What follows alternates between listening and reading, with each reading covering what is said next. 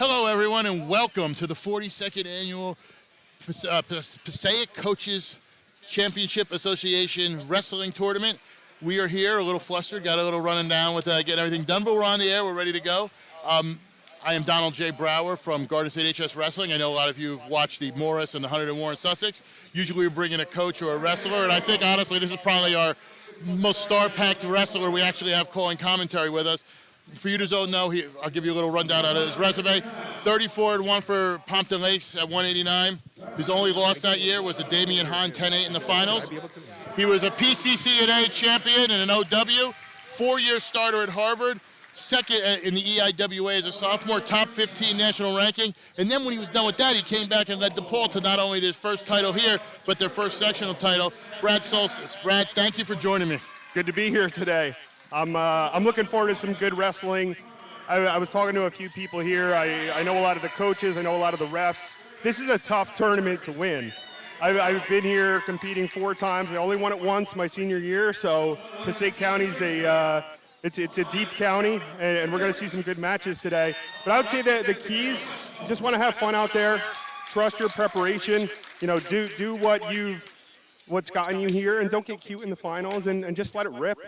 Yeah, because I know you're under the lights, you're kind of getting everything going. As somebody who's done it before, I mean, you can see these young guys, especially the freshmen. They're not, they may be in a good scenario, but now they're kind of in that under those lights. With those young guys, what if you're a coach right now? You're at DePaul. You're telling these guys, what are you trying to tell them, especially the younger guys, just what to do when you get out there? Yeah, I think just don't lose your mental focus. I think maintain confidence. I think, wrestling is 90% mental.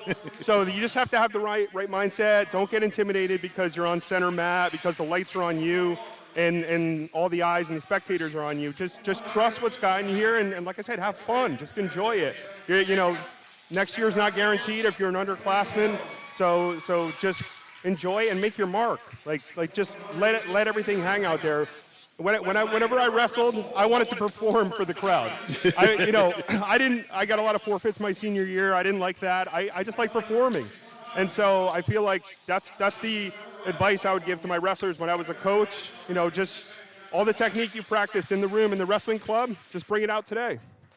And as you hear, they're doing the announcements. They're going to be running championships on one mat, third place on the other. We're going to actually be starting at 106. They are just finishing up here. I think they have maybe 2 more 190, 2 more weights. But look at when you have some of the favorites. Obviously, the favorites sort of have the pressure. Some of these younger kids, like as far as like the, maybe who upset a couple top seeds, when you go out there, and I know you were, like you said, with the forfeit, do you just basically throw it out there if you're one of these smaller seeds? Like you were going against a heavy favorite. You're obviously throwing everything against the wall. You're just going to go out there and because you're really playing with house money at this point. Yeah, I think so, so let it rip, but within reason. So set up your shots. At this level, you need to set up. You're not always going to get your first shot, your first leg that you get in on. It's chain wrestling. It's reshots. Capitalize off your opponent's mistakes and just continue wrestling. Good things happen if you don't stop. And one thing I like to say is to my wrestlers is once you get that first takedown, go for back points. 1-2 seconds because you've already broken him mentally. So as he's regrouping, throw in a half, throw in a Turk, lift out leg, turn him to his back. Now he's in a hole 4-5-0, and he's like, what just hit me, Never see that, and that's actually a good point. I can't count how many times I've seen guys wrestling out there. They get a takedown. They're just happy to have the guy down, and they're not trying to work, and the guy's a little disappointed. You could get those extra points, but we're going to head to the first match, 106. Yep. In this match, we have the top seed, Benjamin Marchetto, from the host, West Milford, 17-2 on the year. And the number 2 seed, Jack Bergman from Lakeland Regional. He's a sophomore, 15-0 Good on the year. shot there, back door. He needs to bring that leg down and extend the leg and Turk it. He's got to hook it and pop his head, and he'll get the 2. There he goes. Good finish. Throwing Nice the boots start. in.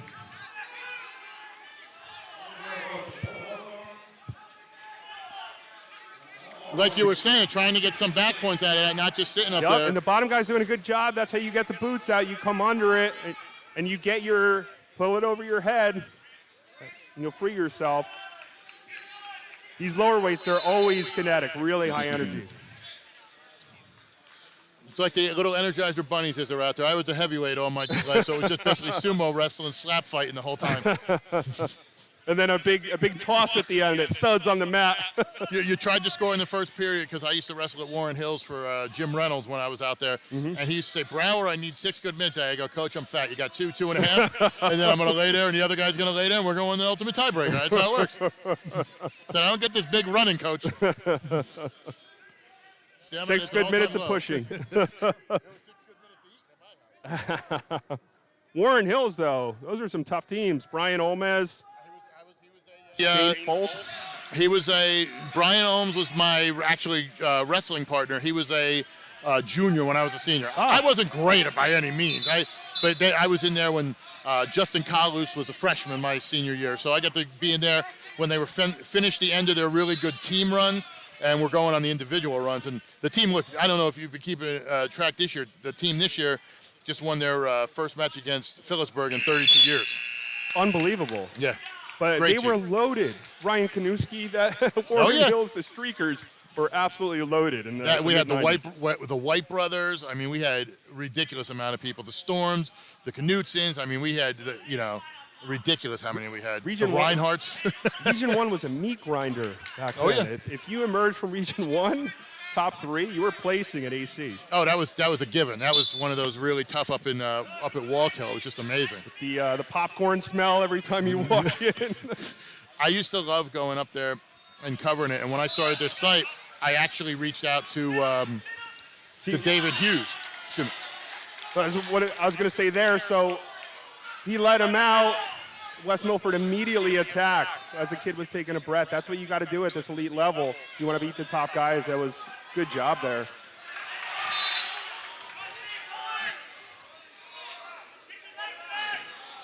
Yeah, he's keeping his hips low. Lakeland's in on the leg, but too much pressure. Great defense, by the way. With what they're doing. You usually see somebody in that, that deep of a position, and they usually just give it up. It's a great defense here. As he gets it 2, he clears. Mm-hmm. But I remember, as I was saying, when I started the site, I had reached out to some people from the area, and one of them was David Hughes from Jefferson. And I spoke with him, and we chatted, and we kind of talked about everything. And one of the questions he asked me, he goes, do you still go to Region 1? I said, yeah. He says, are the guys with the beards and the camouflage still in the front row? I go, yep. I go, that was a meeting place. That's a meeting. That's not just wrestling. That's like a get-together for everybody. I would get there, so we would get there for weigh-ins. Like, I went 3 years, sophomore, junior, senior year. We get there for weigh-ins Wednesday around like 3, 4 p.m. Yes. They were sitting on that front row in their overalls, like the High Point Sussex boys. I was like, this is who you want to wrestle. And they were knowledgeable. They had the brackets filled out. That's who you want to wrestle. And if you earn their respect, you're legit. And they were not guessers. They knew. And I mean, they were hitting it. Obviously, you're going to get some surprises, for placing and stuff like that. But they were very, very knowledgeable, and they knew their stuff. And they, a few of them passed away recently, but they would send me messages, and talk to me and see me. And first thing I hear, hey, Brower, how do how's this? So it was always great to kind of discuss wrestling. Oh, yeah, and the Phillipsburg crowd, I had some battles with their wrestlers, DeFrancisco. Who was the guy my senior? I can't remember his name, but if they ever took you down, the crowd starts getting loud. You start getting a little intimidated. The pit. But when you when you turn it on them, like I flipped their kid and pinned dead silence. So they got a beautiful new facility, but it's one of those. Now you look at it, the pit was just that was the place to wrestle. Yeah, their coach had some controversy surrounding him back then, right? Just how hard he trained the kids, I think. There was some stuff. there's been some controversy with Peaburg. I can't get into it too much because I don't want them to fire me from the HWS. yeah. I love him. Nice move there. I mean, he's doing what he's doing. He's giving him what he's taking him, and he's in control of this match. And he really, if you look at it, he hasn't done anything crazy. He's just kind of let him come to him and did what he needed to do. It's just fundamentals. That was a slick takedown. Got in on the leg, just pulled it down, and head up. Notice his position. In every position, his spine and back have been straight. His head has been up. And he's been tight on those legs. That's what you need to do, like turn the corner and complete that takedown. Because a lot of guys get in, and their positioning's off. You get your head down, you're, the guy pushes down, sprawls, you're in a bad position. All of a sudden, you're extended. You're hoping for a stalemate. But, you should watch, the younger wrestler should watch this kid. He knows what he's doing. He's hitting his technique hard, and he's executing well.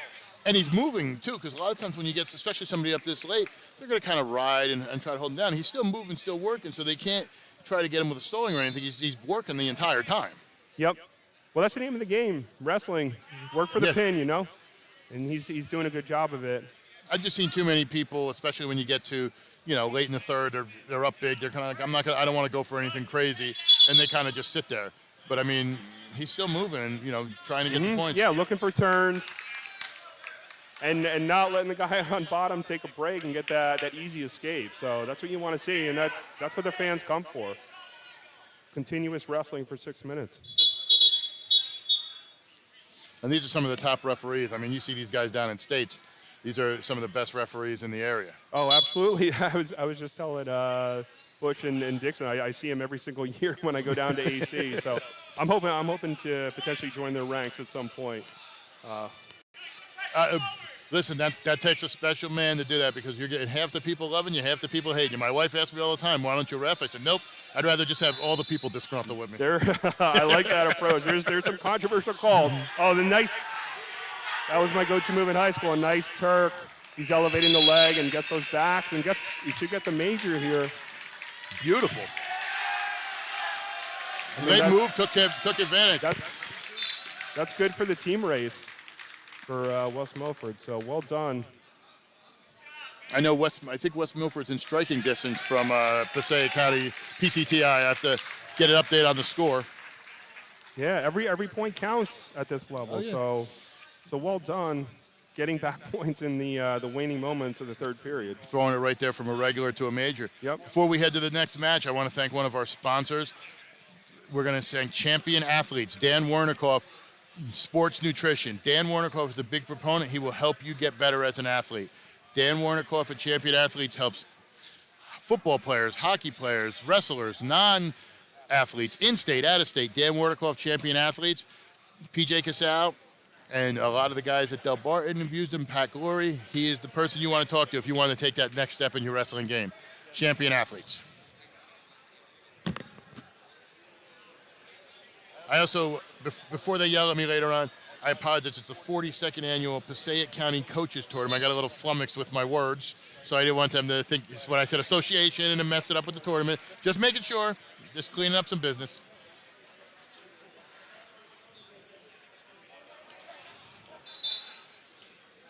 We're going to have a matchup here as they're doing the medals. I think they're just checking some stuff here. Oh, probably waiting for the third place bout to conclude.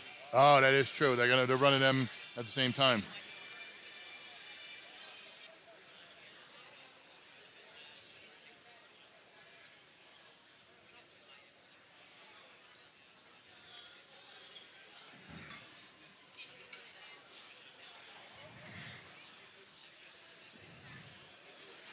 Thank you all for tuning in as well. We are planning on actually expanding more into the Passaic area next year.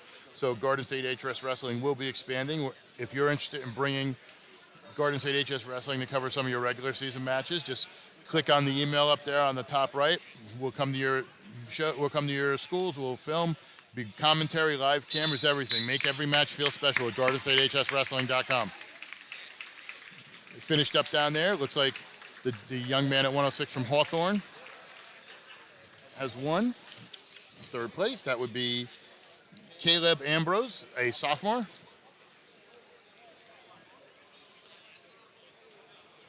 Getting ready here with the 113 bout as they send the bout sheets out. We're going to have Brandon Massey, a senior from Hawthorne, 10-2. And we're going to have Ismail Vertador from PCTI, a freshman, 14-3. I think I mispronounced that name, but Vertador? Yeah. Vertador. Yeah. There we go.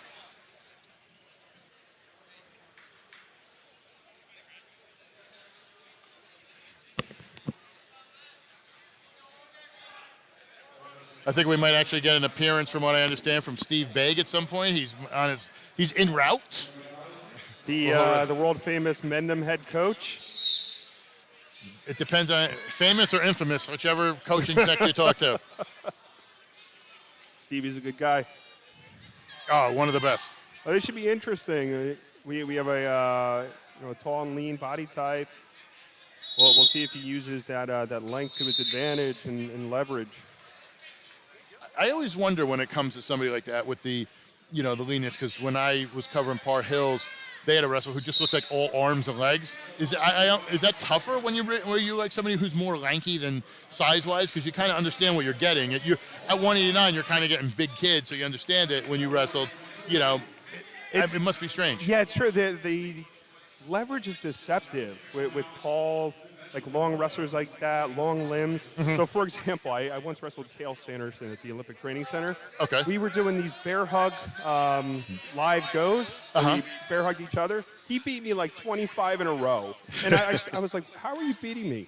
And so we stood next to each other. He had me by about 5 inches in arm length. And so leverage, I mean, he was an outstanding wrestler, but leverage makes a huge difference. And you see it a lot in guys that you wrestle, because wrestling is not a bodybuilding competition. Strength and musculature matter for sure. But I think a lot of times the guys who maybe don't look as physically imposing, they can really, if they know the technique, they can use that leverage to their advantage. I see him there, nice on a deep shot. shot. It's a really nice takedown. If he can finish here, he just needs to scoop both legs, scoop the heels. He had a little crossface there to break Vertador's grasp on his leg. There he goes, crossface, and there's his two. Vertador had some beautiful defense there. He was holding on that foot, but then just so in deep. He was fighting tough. I don't know what's going on. Looks like he's got his leg tied up. He was trying to turn him, but he got that leg gripped. There he. Look for a little barbed wire up front. Cradle's available on the other side. He's got his knee near his head. He comes around and notices it. That's a nice switch. Oh, he couldn't hook. Wow. One Couldn't more get around second, time. he would have had those two. That was close. When you're deep in there, was there a go-to move you would always use that you thought of, or was it just kind of whatever you saw presented? Was there always something you were kind of looking for? I was looking for Turk 90% of the time. I would come up with the claw and come up between the crotch, elevate, and I was looking to hook, because I felt once you got a Turk, once you have a Turk and a guy in his back, very little he can do to get off. Yeah. Especially if you elevate the leg, because you elevate the leg and all the pressure is on his shoulder blades. And so you cross face him hard, and if you have that far arm, it's lights out. And especially with, you being in 189, when I wrestle heavyweight, you got a guy like that, they're not trying to fight to get off. They're pretty much, they understand where they're at. They're kind of turned that way, and they have all their weight.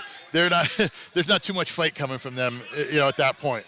Yeah, so, I was always looking for that, and it's tough to defend, too. There aren't many defenses for a Turk. Flat on your back. Yeah. Pretty good ride here from Vertador. It looks like he wants to keep him down. He's not going to give him an easy escape, and it's a nice mat return there. No riding time in high school, but he's doing a good job. You figure he wants to hold him down, especially being down 2-0, try to get some back points or something to keep it close, so when the third period comes, he can make his choice. It's a smart move. It's a smart strategy. But you gotta go the whole 2 minutes then if you commit to this. Exactly. You don't want to give him the free one with 10 seconds left.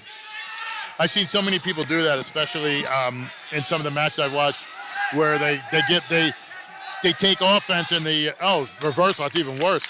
But he scoots out the back door, gets it. But I've seen it where too many guys are down and they take offense to start, and they wind up just cutting the guy. And I've said to people, I said, why don't you start neutral at that point. You're not losing a point. Let them up. You know what I mean? You're in there in a minute. It makes no sense. With some of the people I've seen. It just there seems to be some strategy with certain matches. You're kind of like, it doesn't make sense, but it's how they were trained. Yeah, well, I think, coaches are, and I had an outstanding coach at Pumpkin Lake, Scott Mahoney, who just celebrated his 300th win this season, but he did a ton of scouting on opponents for all of his wrestlers. And so he knows strengths, he knows inclinations, he knows weaknesses. And as a coach, you want to prepare your wrestler, exploit them, and while you're in the match, execute your strategy accordingly, whether you're going top, bottom, second period, whatever. If you know the guy's a leg rider and you can't get out, you might want to go neutral. Yeah. You don't want to just sit there and get dominated for the time. Yeah, I went against some really tough leg riders in college, and it is not a pleasant place to be if you can't get out. Actually, mentioning Scott Mahoney, he was actually when we were talking about CM Baker earlier too.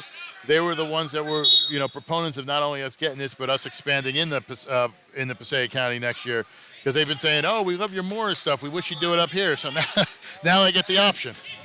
Yeah, that's awesome. Yeah. Scott's been heavily involved with Passaic County. We were just talking. His first year as head coach was my senior year, 25 years ago in '97. His dad, Ed Mahoney, also an outstanding coach. Took over the reins in '95. I guess it was your senior year, and did it for 2 years. And Scott took over. And Scott, just a little aside about it. He's an outstanding motivator. I mean, I can't think of anyone else I'd want in my corner and preparing me mentally to get in the right mindset and to be ready to tear off my opponent before I go out there. There seems it's always funny because now with everything going on. Especially, currently where, parents complain all the time, this and that, to have a guy who's out there motivating, getting these guys ready and be such a consistent success is an amazing thing. Yep. He's trying for back. It looked like he had the back exposure, but the ref may have thought he was trapped under him, referring to Massey on top there. But he's a tough leg rider. And again, if you can't get that leg out, it's not a good place to be. So what Vertidor wants to do here, he wants to drop his hip. He wants to create separation. So he wants to hip down hard, get that separation from Massey, and then probably just do a kick through to loosen that leg up and go for the escape. But might be too late this time. Yeah, I think it might be. I think he would have had a better shot if he hadn't given up the reversal.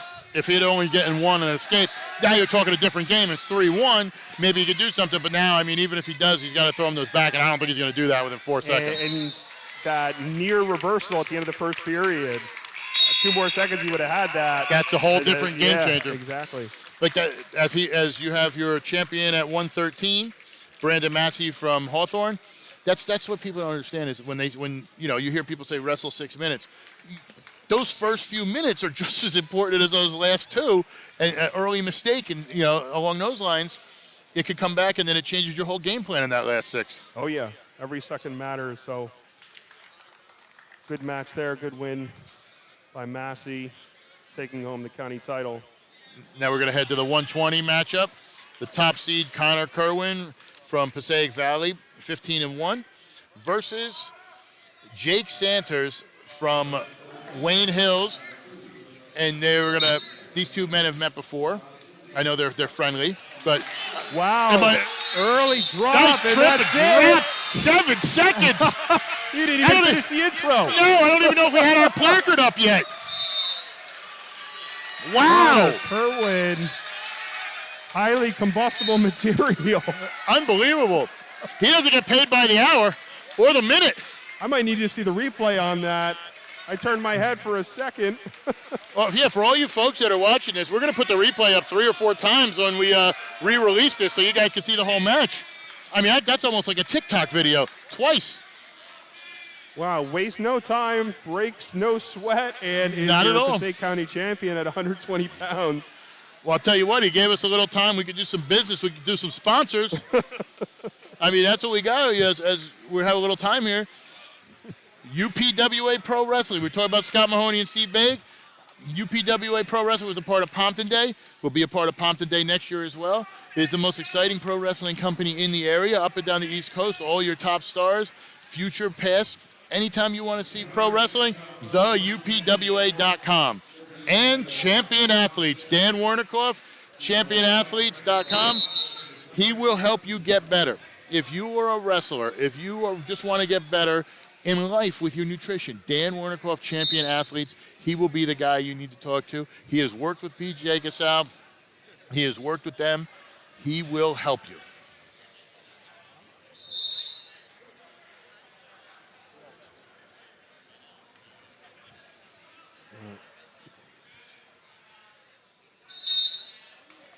So you want to tell any stories while we're waiting for the next match to start? That was so quick. I don't know. Are we off the mic or? No, go ahead. Tell the. Yeah. No, we got some time here as we're waiting for the third place. You know, when you come in as when you were OW, you know, how did you feel heading into that, into that tournament? Like, what was it that you felt like, because you've wrestled in it before. You said you were a champ. What was different that time when you did it? Yeah, so I was talking to a couple people about my prior Passaic County tournaments, and so sophomore year I missed. Freshman year I was cutting hard to 152 and had some battles with a kid from PCT, and wound up taking fourth. I had two studs from my club, Wrestling Plus, Efren Lugo and Nick Kokowski, who placed 1 and 2. And then junior year, I had I was supposed to wrestle Fikret Darzanov, who wound up placing third at 189 that year, 185 I think it was, and wound up meeting former football player, NFL player Marcel Ship in the semis. Okay. We had some battles. I got his leg up about 10 times. I could not finish. The Carsons would not be happy with me. Was not finishing my trips that day. He had amazing balance. I played against him as a DN. He was a star running back for PCT. But I avenged those losses. I think I teched him in the district final and then the region third place. But senior year, I did have another kid from PCT. He was undefeated at the time, Haluk Dink. He was a freshman, and he was throwing people. I think he had like 19 pins. And so I was a little nervous. I knew nothing about him. You never know in this tournament in this state, but I came out aggressive. I think my mindset that year was no one was getting in my way, and I was just letting it rip.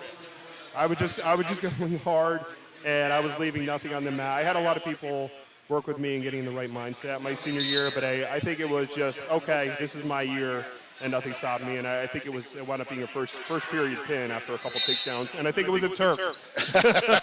The go-to move. Yeah. So, it's always fun, though. I was talking to Johnny Miller, who was a freshman on the Pompton team when I was a senior, wound up placing a heavyweight in the States.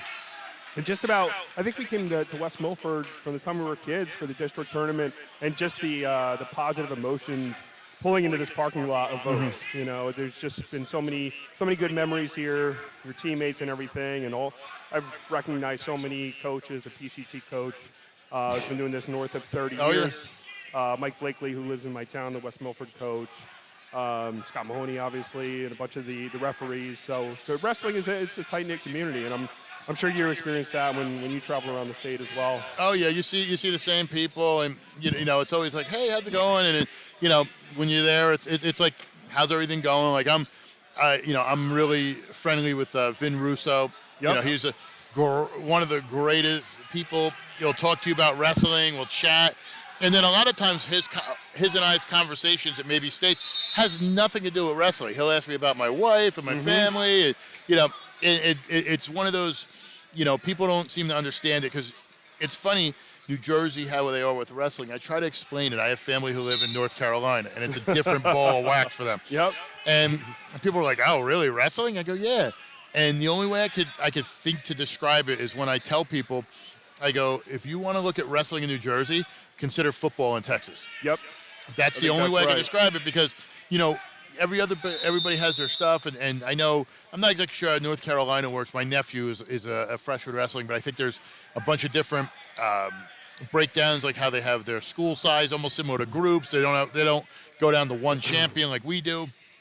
And I was trying to explain when I did it to them, and I said, we rent a building in Atlantic City for 3 days, and they ask us to come back every year. So we must be doing something correct. Yeah. If I don't know if that's a mix of all the parents coming down. There might be some degenerate gamblers making their way down. I don't know. But, it's actually funny because I've been involved in wrestling my whole life. And you have too. Yeah. My wife wasn't in the wrestling. Her brother didn't wrestle. So her very first experience wrestling, seeing high school wrestling, was I was helping out with the Iron Horse tournament. Yep. And they had it at Hanover Park. Mm-hmm. Their announcer had called out, so I was there covering it. And I decided I'll help him out. I announced. So while I'm announcing, there's a match between Anthony Cephalo from Hanover Park. Yep. And I want to say Justin Piccinini. He was from New York. I remember it's Piccinini. Yep. So they were wrestling, and they were in the same round robin group, the same weight class. And Cephalo was down 4 points with about 10 seconds left. Mm-hmm. He was going to lose. He kind of knew he was going to lose. So he takes a shot sort of the edge of the mat in front of their coaches. And when he does, he grabs the kid's leg. The ref calls the whistle. He kind of pushes the kid back a little bit. Nothing crazy. The kid stumbles back. Well, it turns out the kid, Piccinini's dad, or one of his relatives, was one of the coaches. He then pushes Cephalo down. Now, running across the mat is Mr. Cephalo, Anthony's dad, tackles him into the stands, and there's this huge fight. My wife's right up there, about 3 rows up in the bleachers. So now she thinks this is what's going on at wrestling matches. So as we're sitting there and this is going on, I remember I was sitting next to Dave Lachelle, Nick Lachelle's father, who was a great heavyweight for Hanover Park, and I said, go get Mrs. Cephalo. He goes, why? Her husband's involved. I go, no. I grew up in this town. It's the little Italian women that you need to worry about. And she's giving him the business, and I'm like, see, I'm telling you, they're the ones you need to worry about. And I just remember it's funny looking back on that because Iron Horse has the pictures of everybody with the champion, so they have like this whole stand and everything. And Piccinini's was outside in front of his car because they would have let him back in the gym. So. All right. That's a good story. Yeah, you've seen some fun stuff. But also, if you enjoy this, you'll enjoy the Near Fall podcast. Every week I release a podcast on GardenStateHSWrestling.com talking about all wrestling. Morris, Sussex, Huntington, Warren, and now Passaic. Check it out every week. Every Monday morning it'll be there. Got the 126 bout here between Ryan Langenmeyer from Lakewood, a freshman who upset the top seed, 15-0, and Colin Meyer right here from West Milford, a sophomore, 17-5. So, yeah, the Turk, he's got to pop his head. Menier's in deep, and then he gets it. He should go for backs here. Langmeyer's in a compromised position, but good job. Wow. That was a good finish on that takedown, though. I agree. I thought he should have tried to elevate a little bit, kind of move up the body a little bit. You know, like you said, he was in a precarious position. If he threw his arm up, tried to get him to his back for those extra points. In that position where I would go, or where I tell my wrestlers to go, hook both legs, like you said, hook both legs, elevate, shoulder in the chest, drive him to his back. He was in a good position to do that, get extra back points. And you have to wonder, too, especially in this scenario with Langenmeyer, he knocks off the top seed. He's out here. He's, kind of happy to be here in a sense. But then you have Miner, who had him in a position where, maybe he got caught up in the lights, could have had the pin real quick. Not as fast as last time, but not as fast as last match, but still. I think that's not going to get beaten today. No, that was. I didn't even catch the move, so I'll have to see it on the replay. All I know is it was the go to sleep or whatever it was. It was I got to go home move. Time is running long. We got to cut some time. Cradle, he's got it locked. If he can bring it, he's got to get his hips onto that side like he's trying to do. I don't know if he wants to pull him back or roll forward, but he's got a couple options here. I almost think he should roll forward in this position. You know what I mean? But yeah, I think he wants to get on our side, so the opponent's left side where he has a lock and start to hip over, start to slowly guide his hip over. But I don't think he's going to get in the right position. No, he was in a better position. He was in better position when he first got it on. Now that he's kind of readjusted. I'm telling you, too, when I was my early years in high school, I was looking cradle all the time. I didn't even think of it. It was just kind of second nature. So you get that, especially like the easiest way to get it is when a guy's standing up from bottom. Because the average guy, even like an above average guy, is lifting his knee up. You just clamp down on that head and come behind the leg. Right, yeah. Cradle's there all day. Too many times kids don't see that. They're just like, oh, he's up. Well, you know, because I've noticed a lot of times people don't try to do moves when guys are getting up because they're worried about getting called. For the way there's no consistency a lot of times with stalling at certain regular matches. Yeah. But now on these high levels, you usually see it real well. That was a really good shot. Awesome level change to get there. Ankle pick. He's got to finish here. He's switched off to the other leg. It looks like he's going to go Turk again, scoop that heel. He pops. Almost. Langmeier's fighting hard, though. He's not making it easy. And he winds up in a stalemate there. That was great. Some great defense by Langmeier. It looked like he was in serious trouble. Great chain wrestling and great hips there. Another shot. Same position there. He can come out the back. He knows what he has to do, but Langmeier's good at neutralizing. If you grab an ankle there, it makes your opponent it very difficult to finish. He's coming through. He's determined. If he can kick that hand off his ankle, he should get it. And it looks. I don't know. Beautiful back and forth here. Yeah, Langmeier's funky. He's got really good hips. He's tough too. I don't know. Still nothing. Oh, wait. You kidding? He may turn. Langmeier might have done it here. Unbelievable. That was an awesome series. What a sequence, and what a job by Langmeier on. So we always talk about that in scramble wrestling. I coached Dave McFadden in high school, master of the funk at all levels. And the key with funk when you're in a scramble like that is getting your hips above your opponents. And if you saw Langmeier there at the end, that's how he secured the takedown and had Minier in a tough position. He looked beat there a few times as far as bad positioning, and then it's just you get that funk. You can't handle it. I mean, you got to be sitting there as minor, like, okay, I was doing my best. You just got to regroup and go for it here in the third period, down by one. And that's going back to what I was talking about earlier. That's got to be really discouraging for Minier. He's got in on 2 deep shots, great takedowns, but wasn't able to complete them.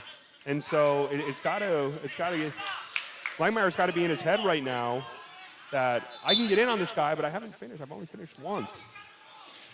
We were talking earlier about picking and choosing where to go. Would you have almost let him up just because of the way that he's been able to control Langmeier and get reversals, or were you shocked that he started here on top? Who started on that Langmeier? With Langmeier, like why did he's down, he's up 1, and he seems to have been able to kind of play defense against the shots, unless he thinks he can ride him out for the 2 minutes.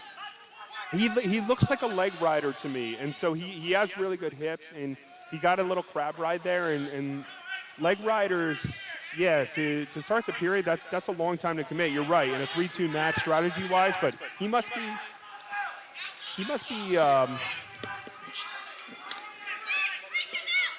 be pretty confident in his top skills with a 1-point lead. With a 1-point lead to take top. But he's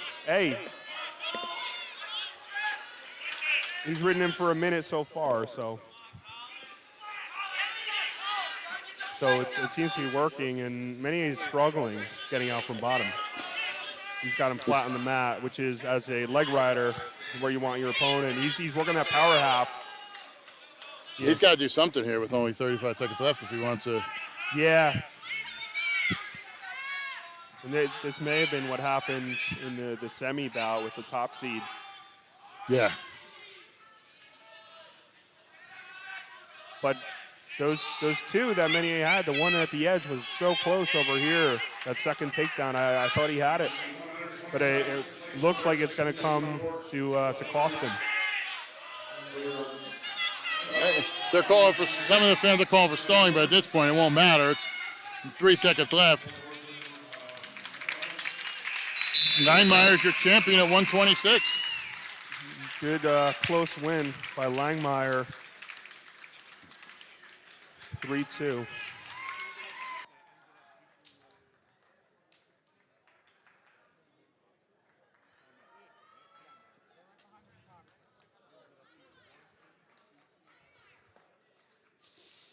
That's tough though. Menier fought hard, and it's tough with a guy that can scramble that well. That's high level wrestling right there, by both guys. And then when you look at it here with these guys, he did everything he was supposed to do. It wasn't like he got caught with anything, strange or stupid. He just guy had better defense for what he was doing. And he was so close repeatedly to finishing that third takedown, the one that Langmeier just edged him out on at the end, and that wound up being the difference in the match.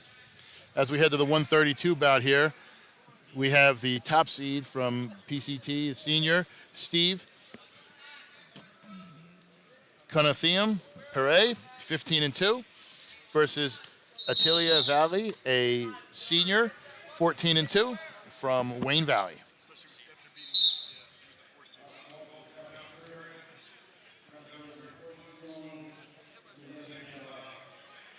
See, Valley seems to be one of those lanky wrestlers you were talking about. You think he's a little bigger than he should be for the weight as far as height-wise. Like you would have just the sight test. I would not think he would be a 132 bout just because of his height, if that makes sense. Valley, you're saying? Yeah. Yep. I think so. Yeah, he's big. He's big for a 132. And credit to those guys. You mentioned you were a heavyweight.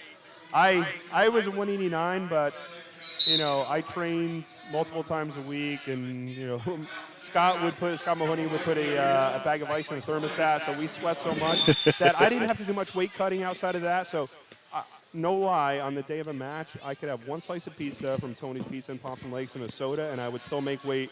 Credit to the guys that are cutting a ton of weight. I would make it at like 188.9 or 189 on the nose. Credit to the guys that are cutting weight and going through that mental challenge. Everything else. When I was in high school, my freshman year, I was with Coach Bullis at Mendham. I lived in Chester, so I was a Mendham kid for 2 years till we moved out to Warren Hills. And I remember 189, and you would remember this, and I don't think people understand.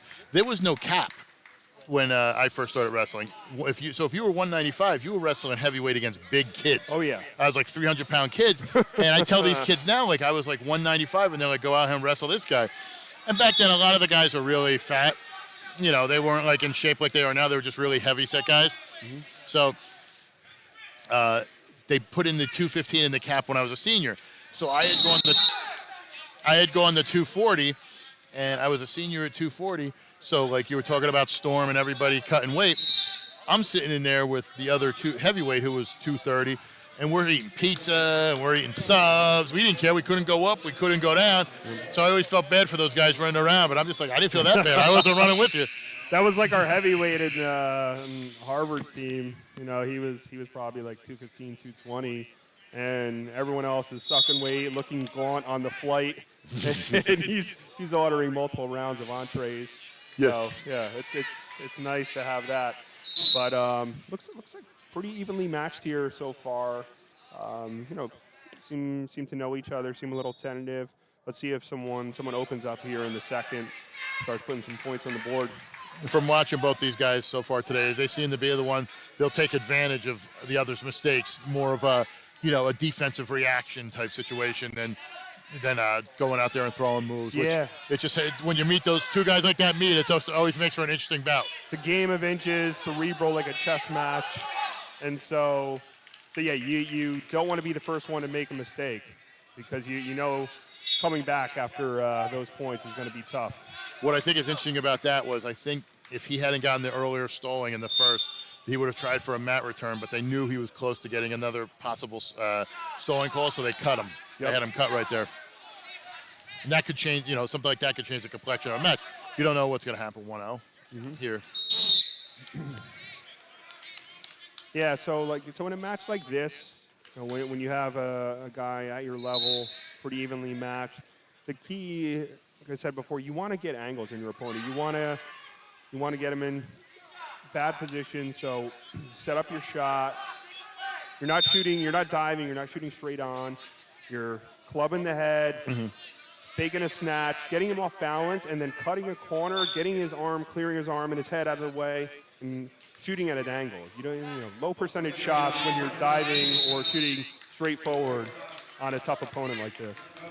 I think the one thing, especially with a lot of these guys, changing levels. I don't think it's a lot. You don't see it as much anymore, like where somebody's changing levels, and then when they're the really good wrestlers, that's what you see. You see the up down. Trying not to give guys the same type of shot, same angles. I've noticed those are the really good wrestlers that do that.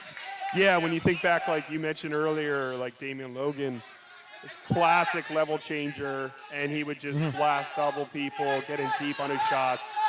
I mean, yeah, you don't see as much of that anymore. But when it's well executed, I mean, it's a pretty thing to see. Valley almost had it there. It looked like if he had cleared around the hip, he would have had it. But great way for Steve to get back up to his feet.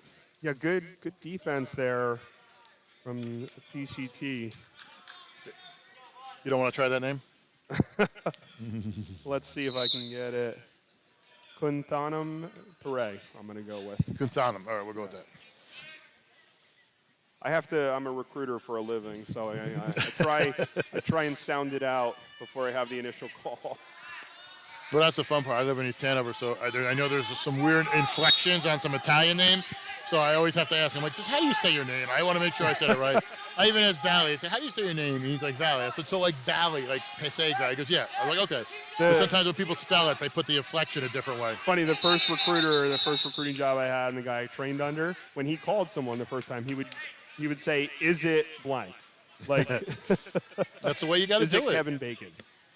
That's what you got to figure out. No, it's Kevin Bacon. Yeah, you got to figure it out.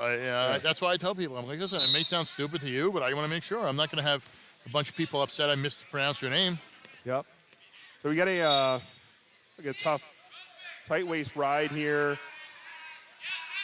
Looks like he may get some backs. He can't get sloppy though. Valley's in a good position. If he gets the half here, both in good position. Fighting tough. Maybe a Merkel. No. No, that was not. I don't think that was neutral.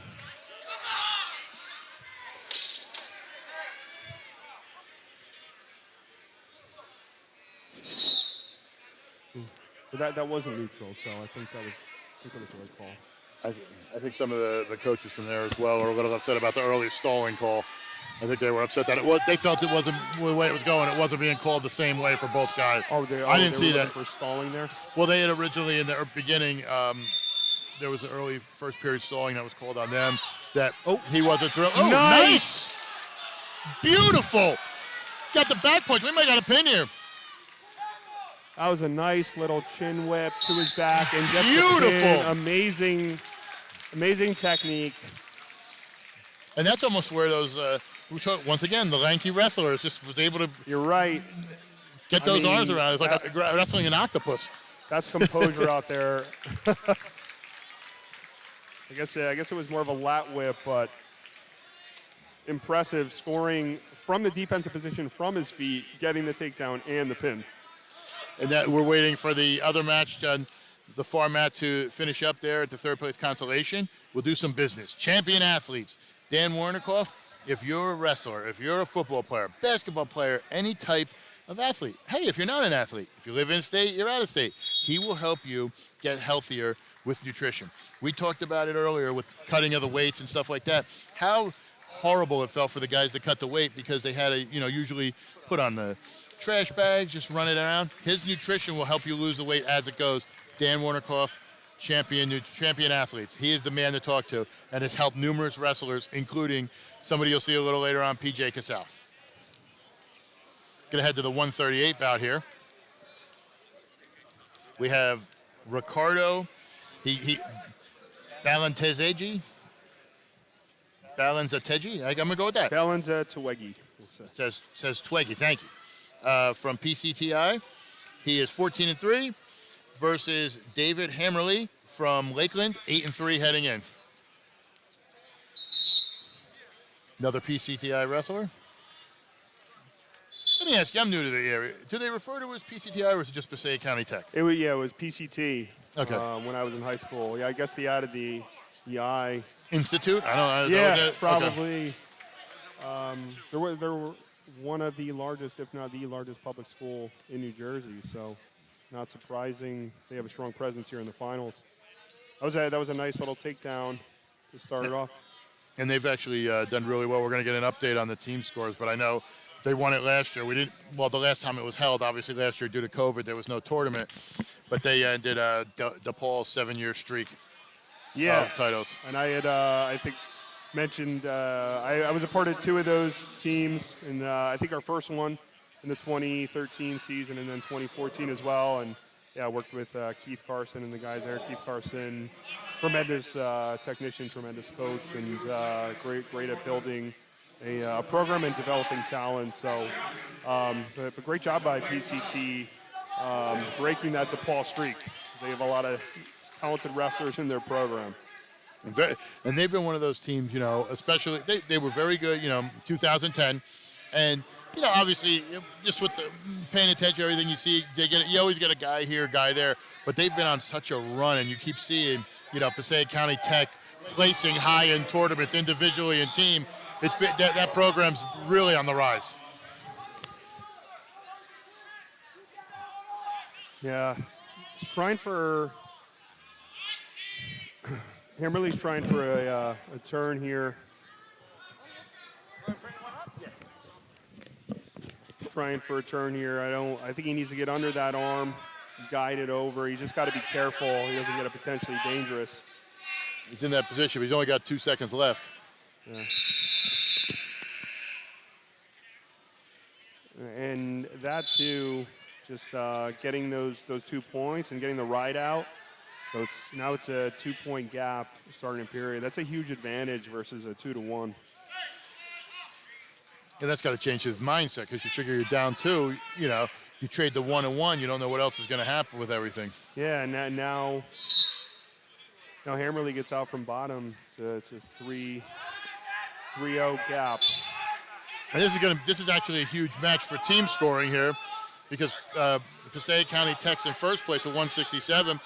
And then you got Lakeland Regional right behind them with 140. So, I mean, you're going for it right here, and that's before we started the finals. Exactly. If Lakeland could potentially get a pin here, that'd be huge for them. I mean, they're the only ones really at striking distance, obviously, to place. It's basically a 2-team race here between Passaic County and Lakeland.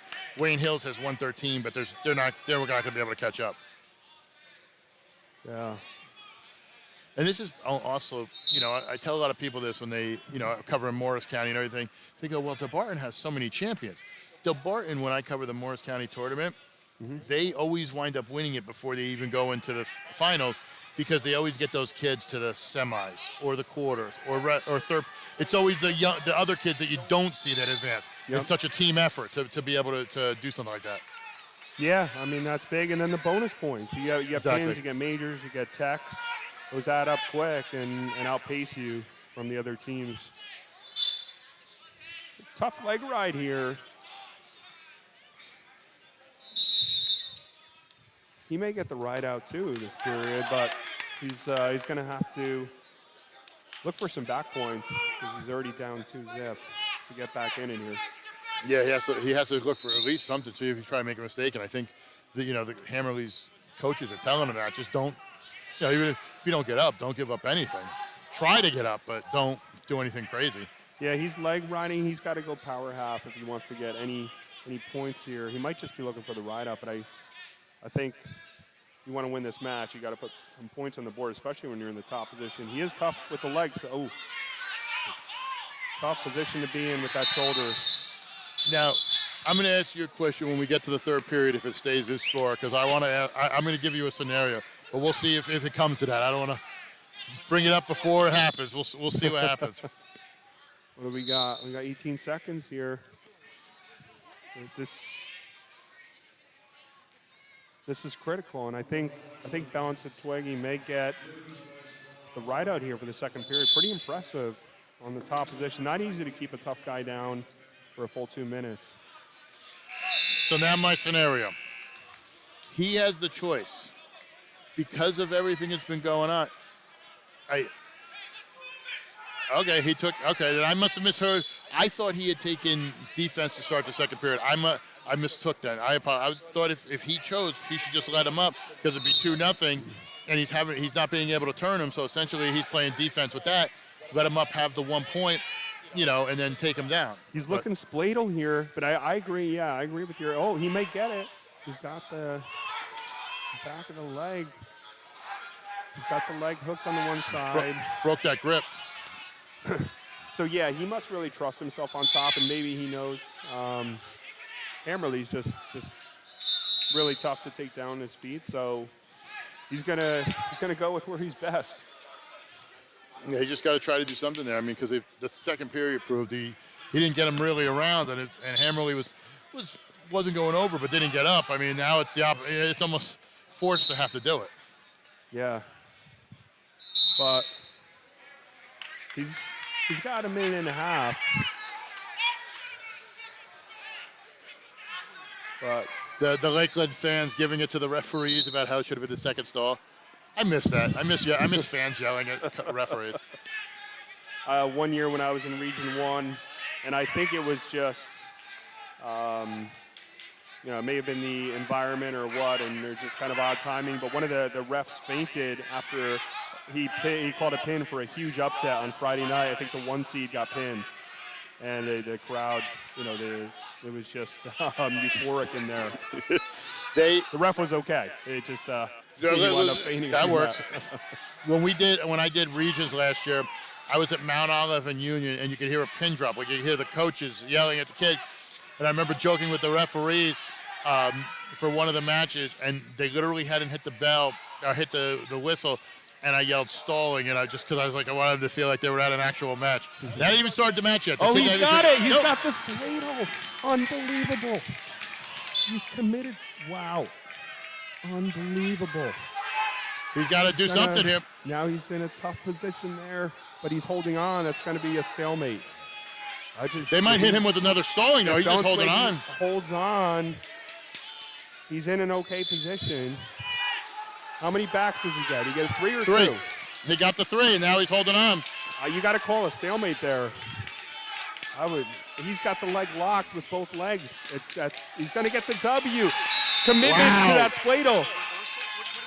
Spladle. That was impressive. Yep. Committed to that spladle. He didn't get it the first time. Wow. Got it the second time.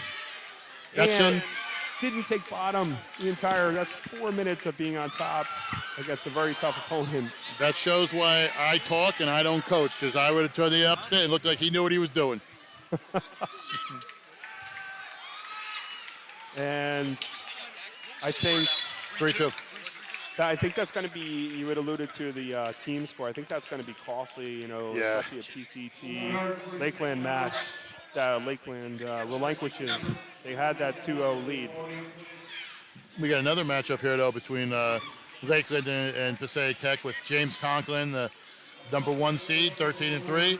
Sean Walker, a sophomore, 12-4.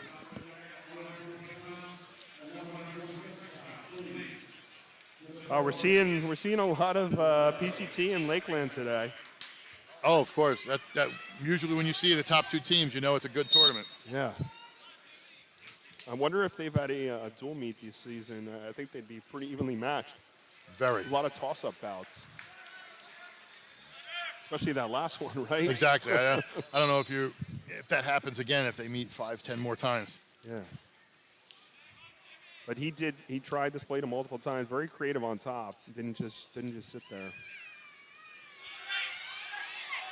That was a nice takedown. Conklin, freshman. One of the next group of Passaic County Tech guys. Again, this tournament's not easy to win. You're a freshman in the finals. You already got the opening takedown, and you're looking for backs. That's promising for his future.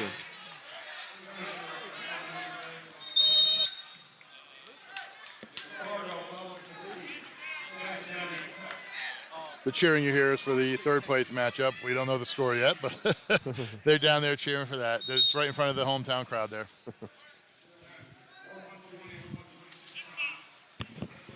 Nice escape there by Walker, peeling the hands off. Good job on that escape.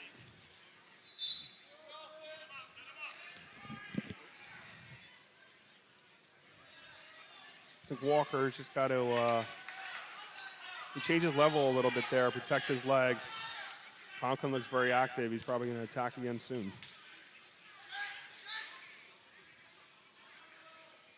I almost, and like I wouldn't know, I'd have to look at the stats, but for somebody as lanky as Walker is in a sense, where he's got very long legs, when he goes in for the shot, are you in bad position? Like, because you're trying to go in, but you want to keep your legs in but out, so you don't want to like leave them out for a pick. You know what I mean? Mm-hmm. Are you saying if he gets in on like a high crotch? Like if he's trying to go in, like he's going for a shot, say he lowers his level, he drops, his legs are so long. See right there where he's almost leaving his leg exposed when he backs out. He's retreating, but his leg's still there to where maybe it's susceptible to an ankle pick or, a shot from his opponent. Yeah, I think like so. I don't know if you remember the name. I think he was your era, your younger Shane Hunziker, a high point kid. Okay. He would literally take his arm, put it in front of his knee like that. So, and I adapted that into my style. So you catch someone with an underhook. If they come at you, you're always protecting that lead leg. Okay. So I would literally lean with my arm over my knee. So you're coming to that leg. You're either getting underhooked or I'm reshotting on you. So I think that's important. I think positioning, and I think he might need to lower his hips a little bit. But you're right. If he does go in for a shot, being so long, he's got to get his hips and legs under him immediately and turn the corner. Because if he stays, leaves his leg behind him, he's going to get in a funk position.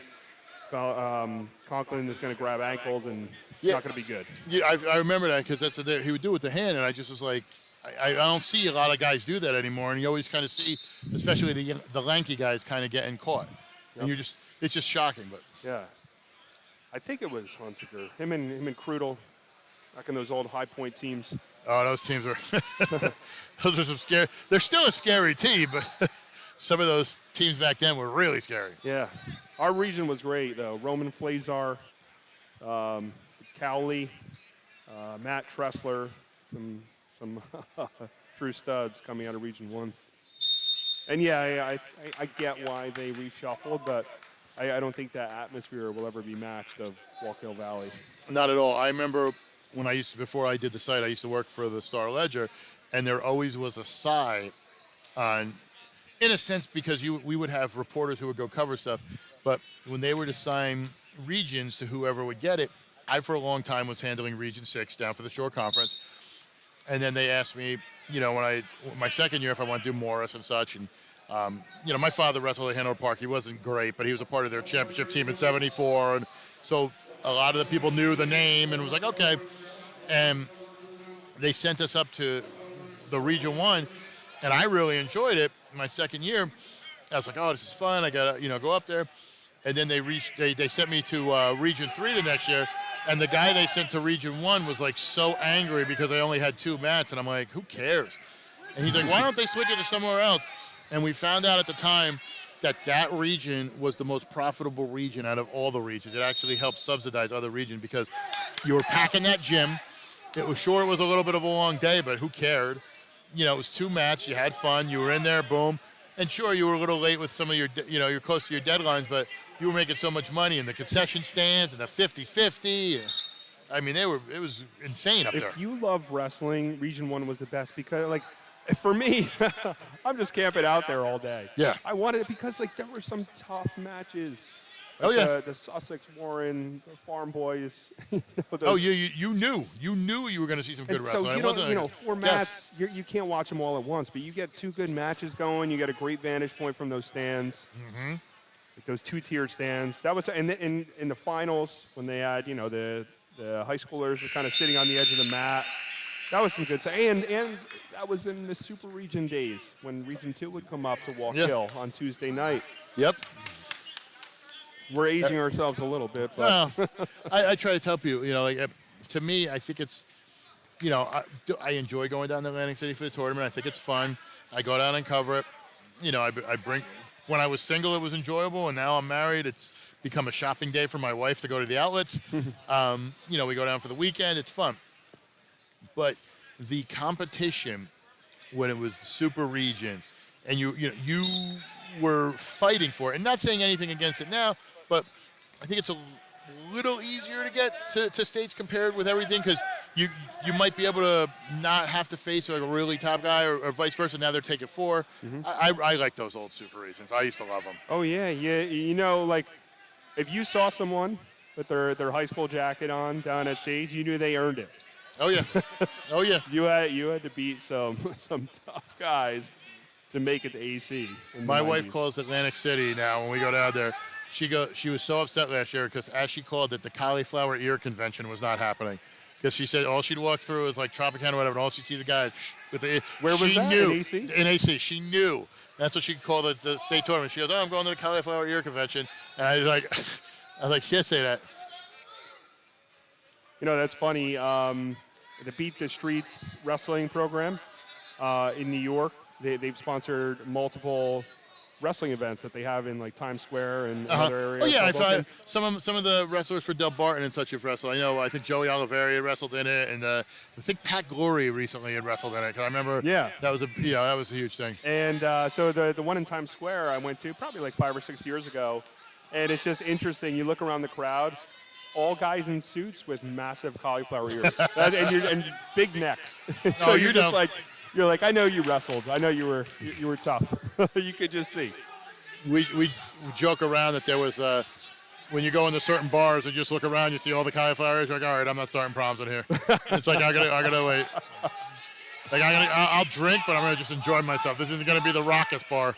Yeah. I'll behave. Of course. Things could get out of hand otherwise.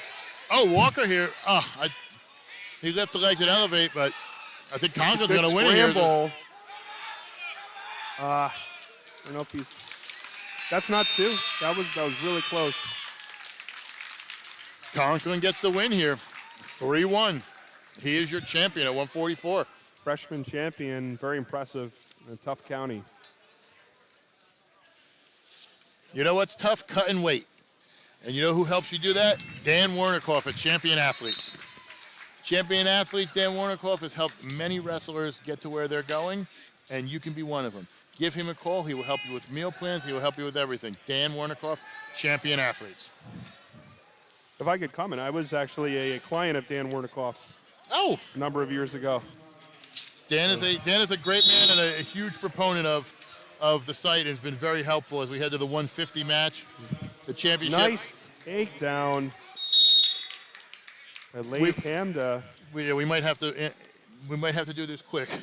Laith Hamdeh from Passaic County Tech versus Jack Osbach from Wayne Hills. Hair on fire out of the gate for Hamdeh.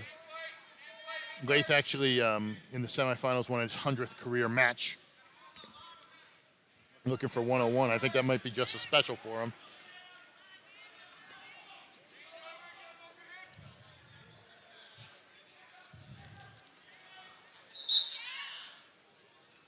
It's almost starting to look like the NCAA finals with Penn State. Every other class. Well, they got a run coming up. 'Cause I know we have a few of them for Passaic County Tech. I know they had a good run so far. I think you got Hamdeh's brother coming up at 157, and then I know you're going to have Tully at 175, and then I don't think the heavyweight.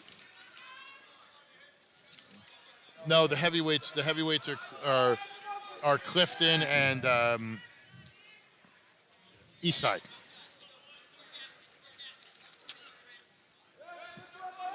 Tough ride here for Hamdeh. Just got a mat return.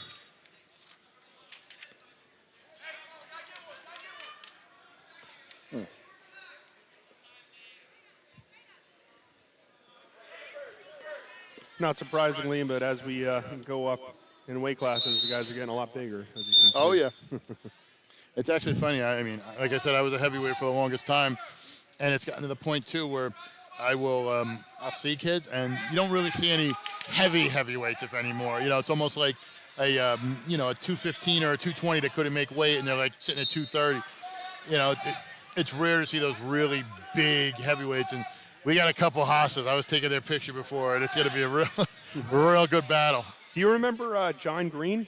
Yes. Yeah, so I used to train with him at Gold's Gym. He wound up playing football for Lafayette or Fordham, one of those. But he either wrestled 1 or 2 years and made the state final, silver medalist his senior year. Had some battles with James DiCataldo from Kittatinny, if you remember. Oh, him. yeah.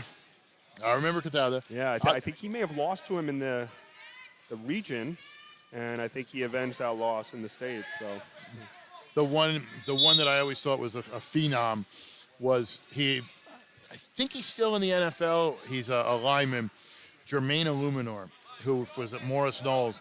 His family moved here from England when he was in 8th grade. Mm-hmm. They saw this big kid in the hallway, and credit Larry Rizzo and the staff there.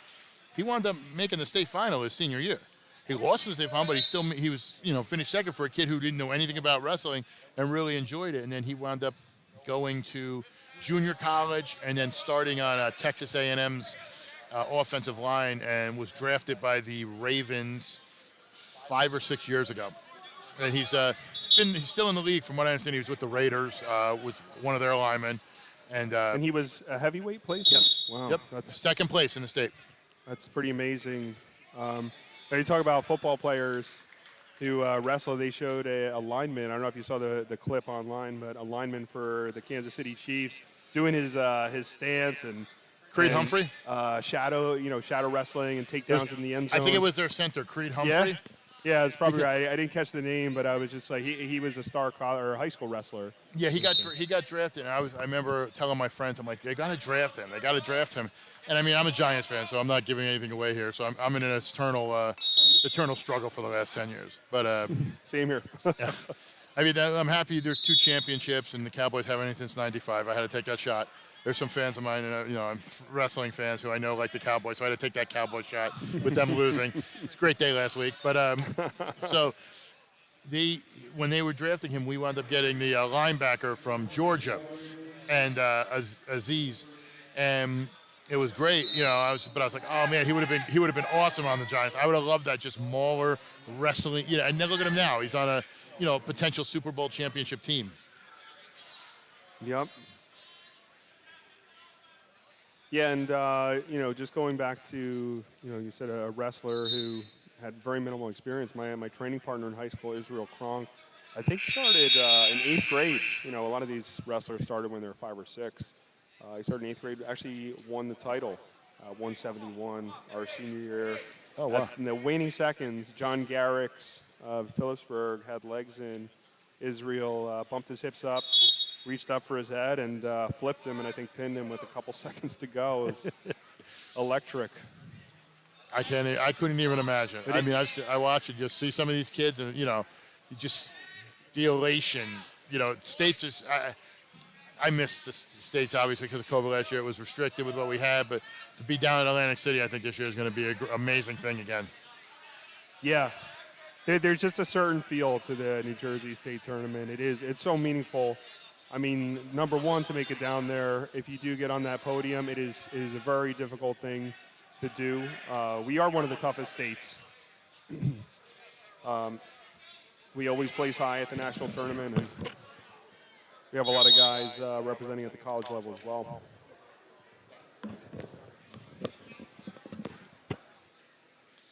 Laith in full control here, 5-0.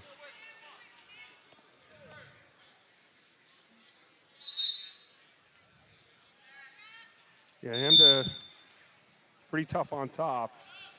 He hasn't opened up much for Rosbeck. I think Passaic County Tech pretty much has it locked up here. I'm looking at the matchups we have left.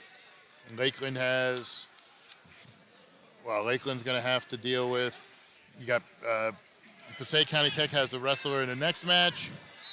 They have Neither of them have anybody at 165, 175. They have PCT has a wrestler, and then 190, same thing. Lakeland has somebody, so it's going to be tough. But I think PCT has won its second straight. Well, second in 3 years. Is that an asterisk? Do we have to I would say that's impressive, though. We do have a private school here who's won 7 straight years. I was looking at the state rankings last night, and there's one weight class where 8 wrestlers are ranked, 7 are from private schools. Your Del Barton, your Camden Catholics, DePaul. So for a public school to have the lead for this level of margin is pretty impressive in this era of wrestling in New Jersey. Good win there by Hamdeh, workmanlike. Just did what he needed to do in the first period and just kind of made no mistakes heading in. And, that's his 101st win, 19-0 on the season. I mean, if we're not talking about him the first week of March, I'll be very shocked. Yeah, very shocked. He was cool, calm, and collected and in control that entire match and was never in jeopardy as to who was winning. Now, the 157 bout, we have a freshman from DePaul, Ryan Burton, 13-5, and Adam Hamdeh from PCT, a junior, 13-4.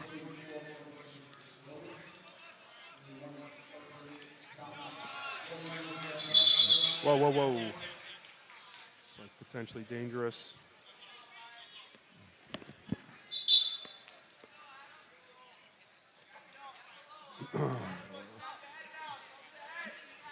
Ryan's another one of those lanky wrestlers we were talking about, maybe just compared to Hamdeh. Looks like he... Whoa, that was a sweep with an underhook, double leg. You don't see that every day from a freshman. Not at all. He's been impressive so far in this tournament to me. I know he's a top seed, so obviously he's been impressive to everybody. But I mean, just the way he's wrestled in these big moments. Yeah, he must have been a state place winner, if not champion, at the youth level. From the first 45 seconds here, he's impressive. He's carrying himself as such. He's done something, Yeah.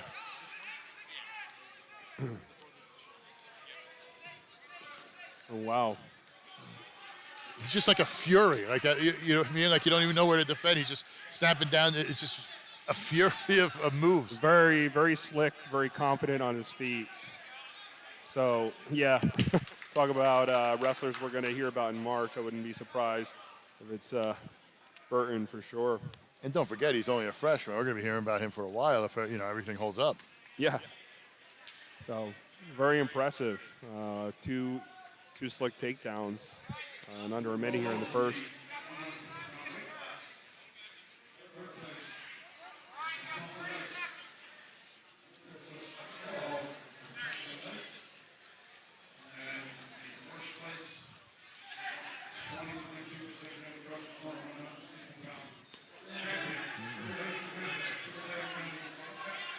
Hamdeh's got to get to his base here. Burton's looking pinned. Burton's looking to get the roll here if he can, but there's only 10 seconds left.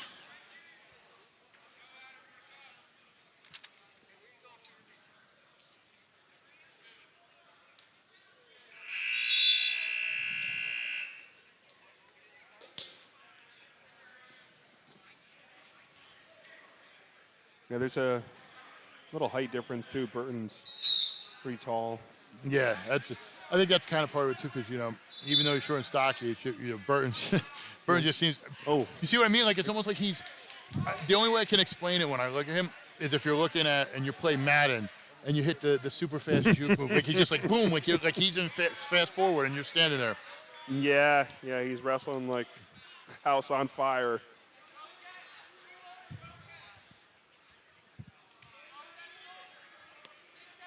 And that's what you like to see, though, in these finals matches. Someone on the constant attack. Just that unrelenting pressure. Well, he's trying to turn and get some back points, just not in a great position. Oh, that's may have spoke too soon.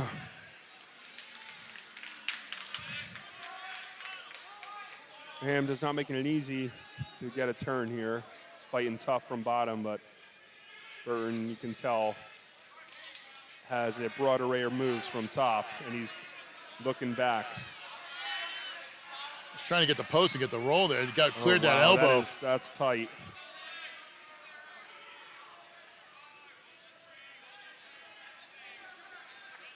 Let's see if we can get another turn here.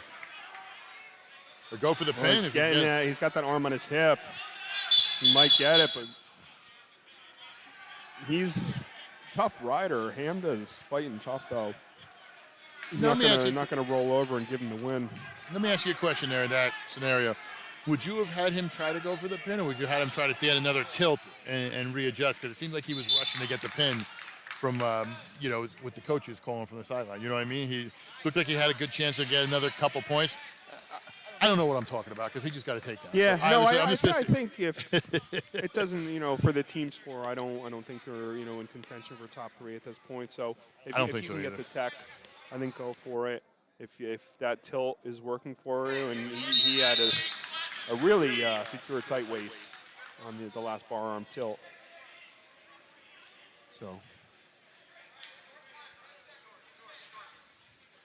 Get ahead here with a 12-2, it looks like, unless he gets a quick turn here. You may have turned your head first, but it was a really nice double leg takedown over here by the edge.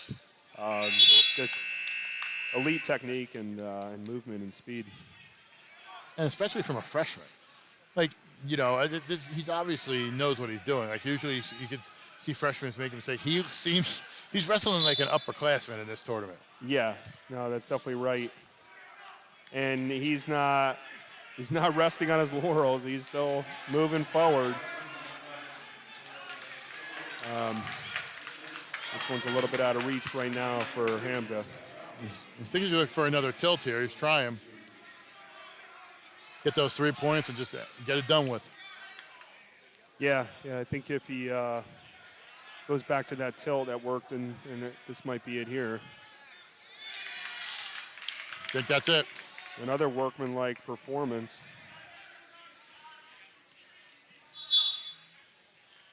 Got tech fall, 17-2, 4 minutes and 21 seconds. Impressive job by the freshman from DePaul.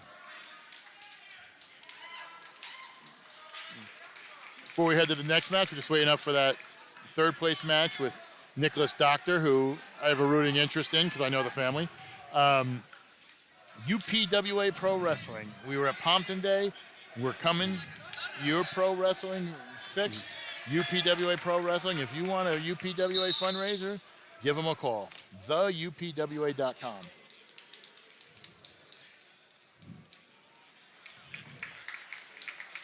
We'll do, you know what? Let's do one more. Why don't we do Dan Warnikoff? As you said, Dan Warnikoff, champion athletes. He will help you improve your wrestling. For most people who don't know this and don't realize this, Pat Glory made the state finals as a freshman and sophomore. And he realized after he lost both of those, one thing was missing, nutrition. He committed to Dan and realized that he was so much better with his energy and his mood. And he wound up winning 2 state titles. Now, I'm not saying Dan was all responsible for that, but Pat Glory sure thinks so. So if you're talking about a guy who's wrestling for Princeton, I mean, I'll go with him over somebody who doesn't know what they're talking about. So Dan Warnikoff, champion athletes, go there if you need your nutrition needs met. And GardenStateHSWrestling.com. Nearfall, the wrestling podcast. Every week we cover more Sussex, Huntington, Warren, and Passaic wrestling. We have it out Monday morning, so it recounts the last week. We have the upcoming week. We have some fun on there. Check it out. GardenStateHSWrestling.com, Nearfall podcast.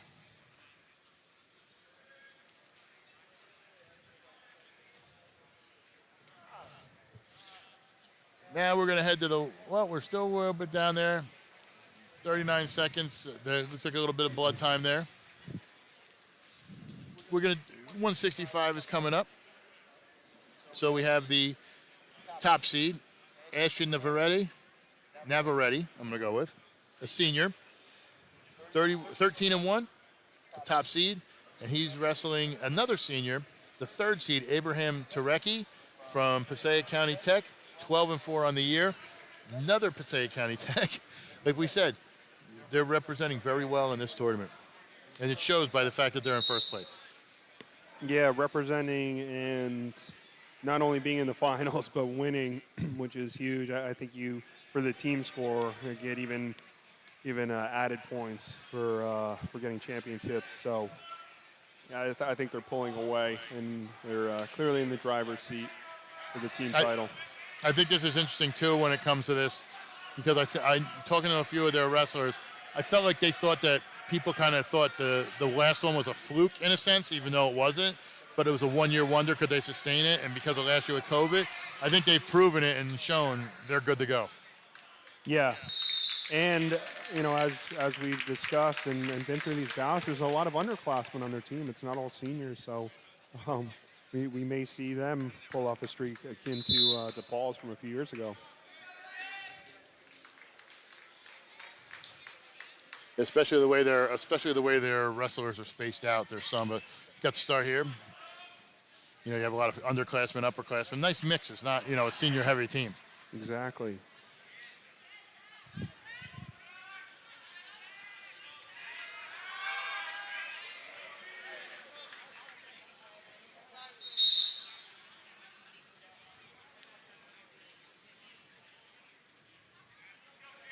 A little tentative. Both wrestlers here. See if someone opens up and pulls the trigger on a shot. I think too many guys have been nervous with the way things have been going. And once again, I'm just going to keep quiet. I give my opinion, and then all of a sudden somebody goes for a shot. It's always the opposite. I'm like the reverse jinx. Like if you want to know who to bet on in the NFL games this week, message me. I'll tell you who I'm picking. Go the opposite. That was a nice takedown by Turecki. It's a good setup to that double. Got his head out to the side and got rolled through, but kept his hips on top and scored the takedown. Never ready. He wants to get out of here. Obviously, we'll cut that lead in half. It looks like he's looking for turns right off the bat. Navarrete seems tough, though. He seems like a little bit of a funk artist. That's what's exciting about this. I think that's why, they were so tentative. It was very, they knew they can get a little funky, so I think they didn't want to make a mistake and get rolled into something. Yep.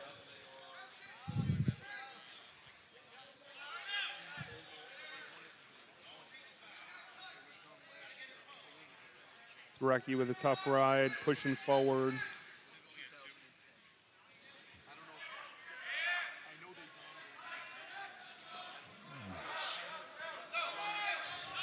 He's got to post that to his hip to break that grip, but Turecki, wow.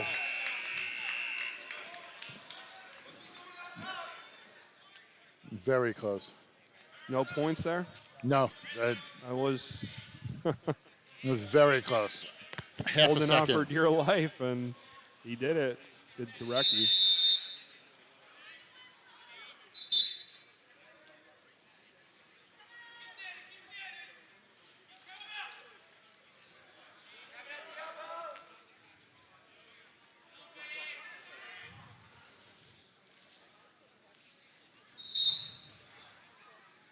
Look overall evenly matched, though.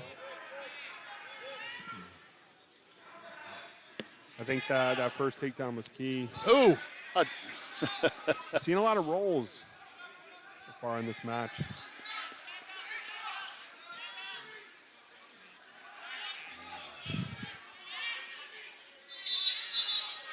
I always find it interesting because you never know, especially with the referee doing. I almost have seen kids look at this for when they know what's going to happen in the finals, especially when they're on the edge line. If it's a ref that lets it kind of go a little longer, or if somebody just touches the line and blows the whistle. I've noticed that it just kind of depends on what they try to pull. You know what's interesting at college? I was talking with someone about it earlier. If you have one toe in, you're still wrestling. Mm-hmm. Your opponent's out. You have them in a cradle. They're still counting back. So you can still pin him with one toe in. Really gives you that extra real estate to work. In high school, it just seems like it's some will let you go all the way out. Other ones, you're near the line, you go over. Yep. Like, okay. Yeah. Yeah, there's a lot of subjectivity.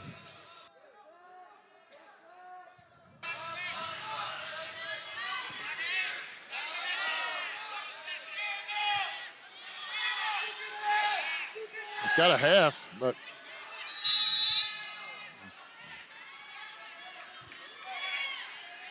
Navarrette's riding tough too. He may get the ride out here with no escape. If he can get to the third down 2-0, take bottom and get the 1, it's anyone's match. I think they just hit Navarrete with stalling. He's looking for backs here. I think they just hit Navarrete for stalling. Well, just a warning? No, it's the first one, but I don't understand why. It didn't seem like he seemed like he was doing the work. He does look active, but he's not coming out to the side consistently. So if he's parallel like he is now, he's got a half in, but I don't know if he's showing to the refs he's committed to the turn. So that might be why. That makes sense. But he got the right out, so well done.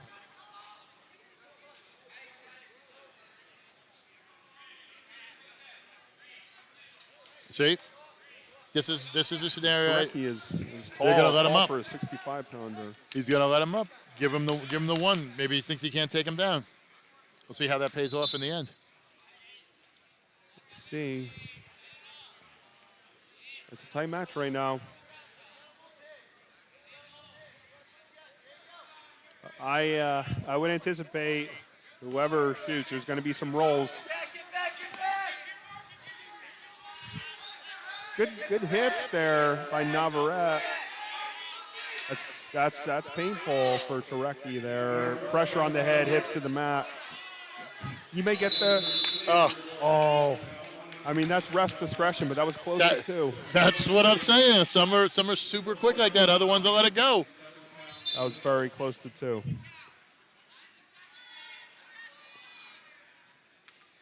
So, Navarrette's going to have to pull the trigger here.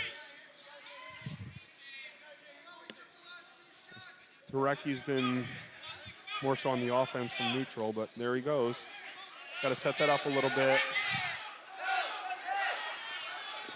Looks like he's getting a little more aggressive, too.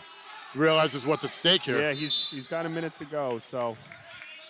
See, now, third period, 1-point match, county final, conditioning matters. All those extra sprints in the room, overtime periods. You didn't feel like doing it, the extra reps. That's when it finally shows up. Yep.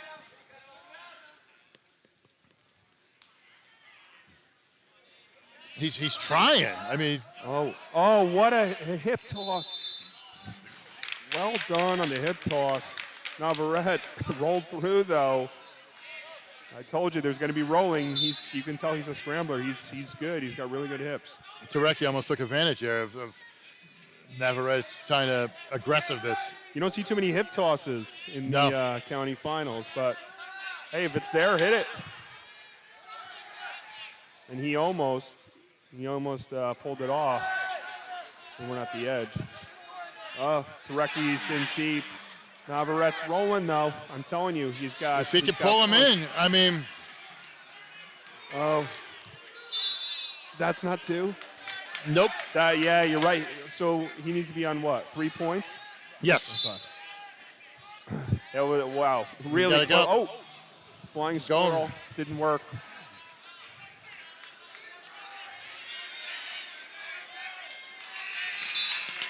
And Turecki holds him off. Another win for Passaic County Tech. Wow. Razor thin win. Good job there by Turecki. Very impressive. Yeah. Now we're going to head to the 175 matchup. Luke Tully from Passaic County Tech, a senior, 5-0, versus Jacob Maldonado, a senior from Clifton, 15-4.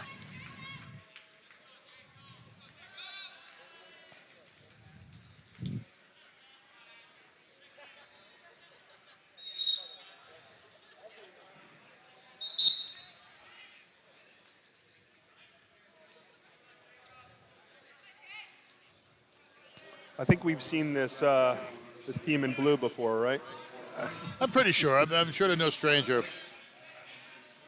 You know what's interesting, too?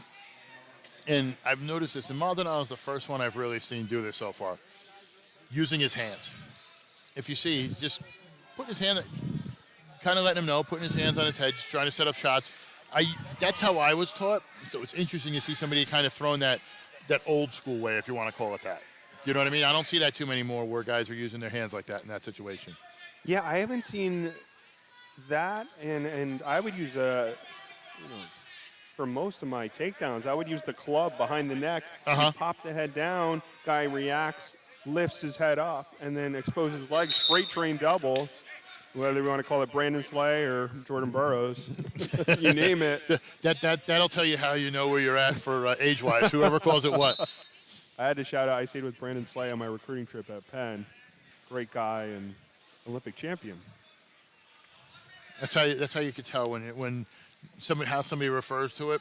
That's what you're from that generation. Like that's how you can find out somebody's age without asking them how old they are. Yes. We took the horse and buggy to our matches up to Region 1.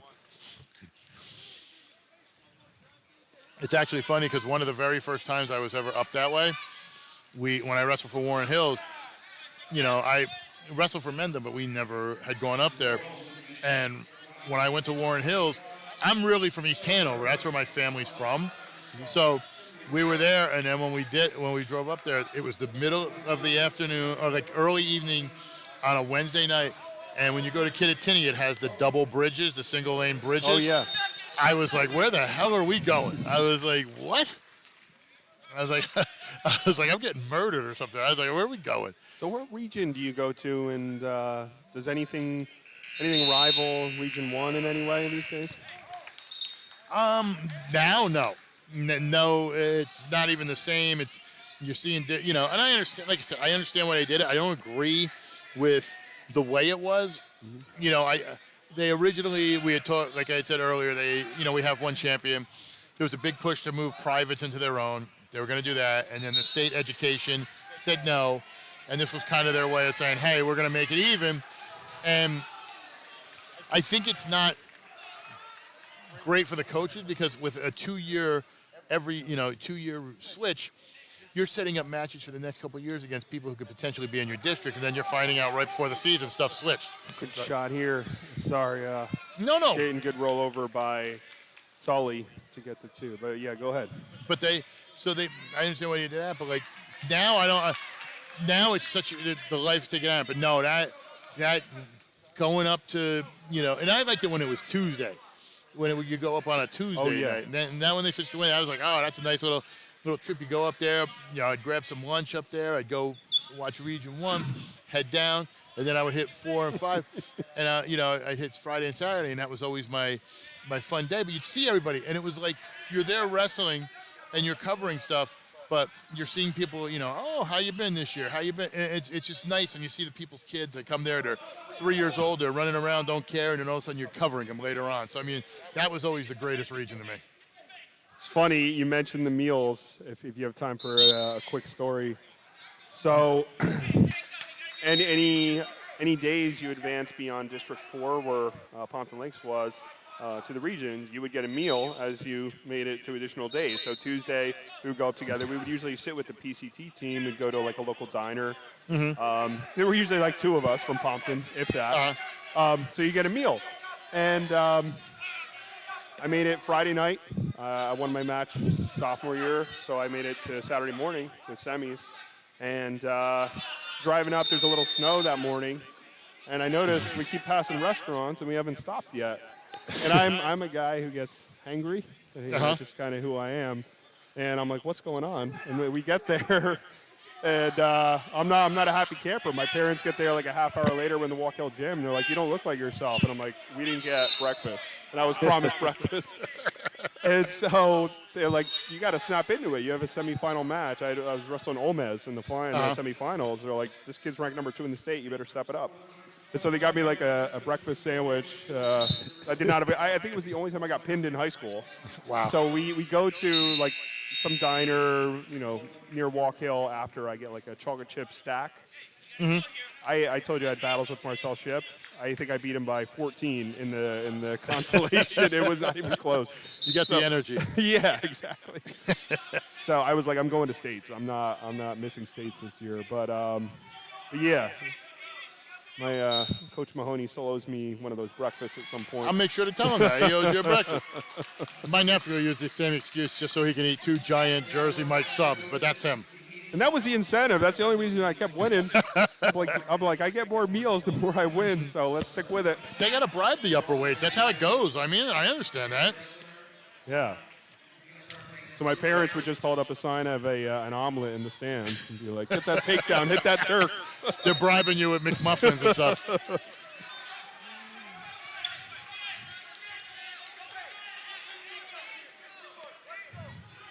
Tully up here 3-0.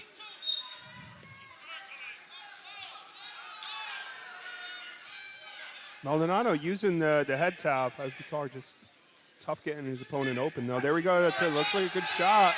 You just got to, he's got to suck it in. Really good hips there by Tully. Great shot by Maldonado. It's just, Tully's got tough defense. You know what's interesting, too? And I've noticed this, and like I said, I've seen it rarely with Tully. He lets a guy get up like he's going to let him up and tries to take advantage, or he uses his head as a post while he sets his hands. I don't see too many guys doing that.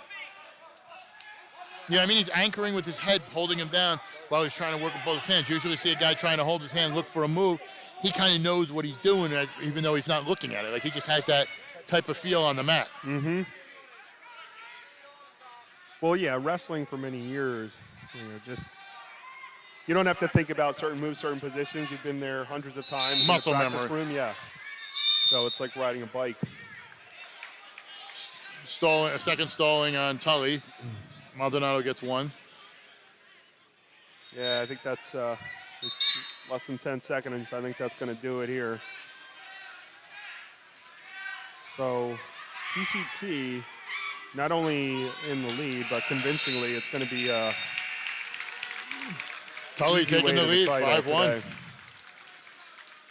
Before we get to the big guys, we were talking about food. Dan Wernickoff, champion athletes.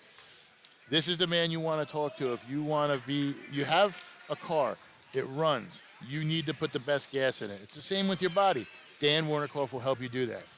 Check him out, championathletes.com.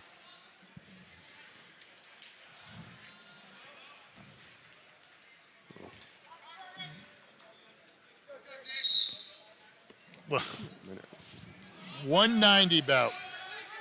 Jacob Garish from DePaul, 12-3, versus Muhammad Suleiman from Wayne Hills, 15-2. Garish in deep. Great defense by Suleiman, but Garish with the scramble.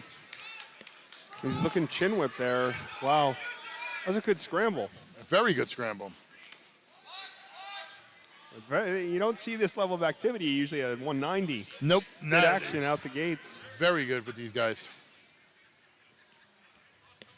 This is what the fans come for. Garish just coming after him. Match so far.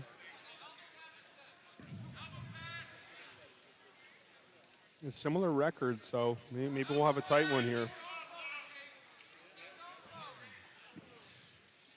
On a side note, Jacob's dad, Jay, designs my T-shirts. Is that right? Yep. Jay Garish. Great guy. Awesome. He's looking to try to get a points. Got to come up on the leg, and he does to 2. Good job at the edge there. That's not 2 yet. Doesn't say it. I don't know what else he needs to do. Maybe clear the got leg. the legs covered. But he is in the crotch, so I don't know.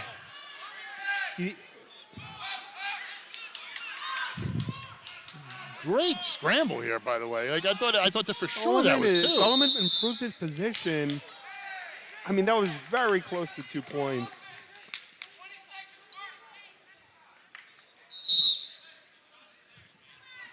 That was very impressive. You don't see this type of wrestling from guys at the upper weights, really.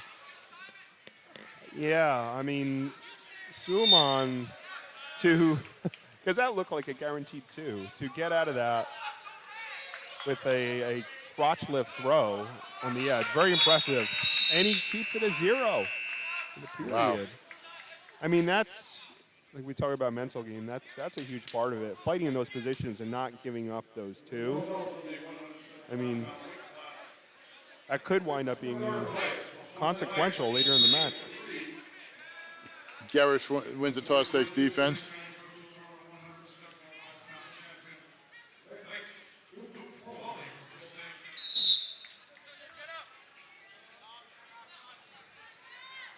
Quick escape there.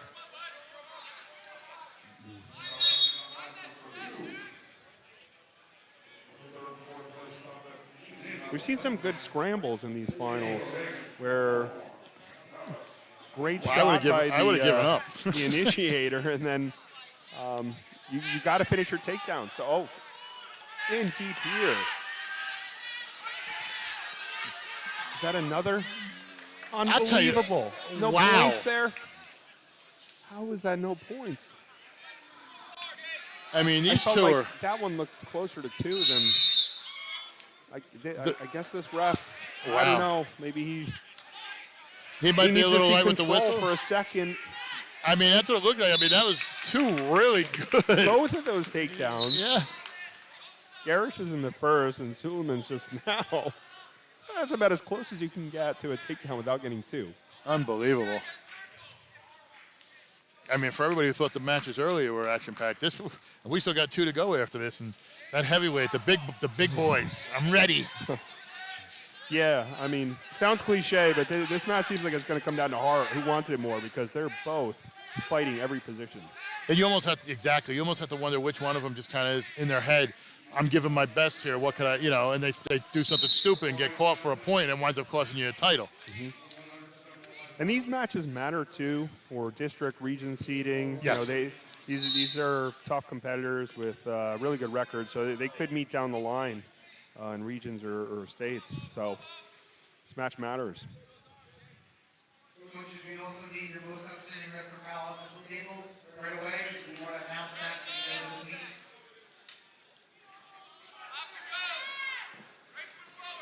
Most outstanding wrestler ballots. We will announce it in the final.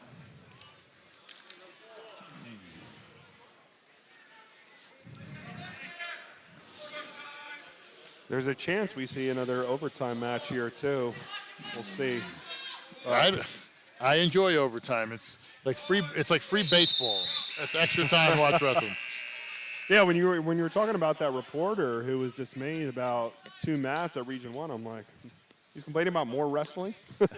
Well, back when I was working at the Ledger, they were hiring interns who didn't know a wrist lock from a wrist watch, so they were just like, "Oh, wrestling." I'm like, I'll do it in a heartbeat. It saves me the time living in East Hanover, driving an hour each way to Region 6 in Toms River. Hanover Park, though, the Lavelle brothers, there's some really good wrestlers out of that area. Very good wrestlers. James Lavelle is a horrible talker. He's a horrible what? Talker. Yeah. The brother, for everybody who doesn't know, James Lavelle was the head coach at Hanover Park. 3-time state champion, was 6th his other year. His brother is actually married to Snooki, Nicole Polizzi. Fun fact. Yes, little fun fact. See them all the time at the matches. But he was a great guy, but very hard to talk to on camera. So when he took over my very first year, I remember the question I asked him. We're close to a turn here. Very first question I asked him was, "Hey, Coach, you have some really good upperclassmen mixed with some young underclassmen that should make your team successful." Nothing Thought he yet. had the point. His exact response to me was, "I have a really good team of upperclassmen mixed with some underclassmen, so we should be good this year." He repeated the question, but just changed the tense. I was like, "That's not what I wanted. I could give you a quote." I think he's ready for politics. He must be. He must be. Just says, but he's one of the nicest guys. He's great. He'll probably harass me in the text messages when he sees us later on. No, but those were marquee names in the '90s, the Lavelle brothers. Oh, of course. Now, the older brother, was he a state champ as well? I don't remember if the older brother was. I think Gianni was a region champ. I think Joey, he might have. Joey, and I think he was a Joey. state champ. Joey might have been. I know James for sure. Mm-hmm. And then I think the younger brother, I know he was a region medal.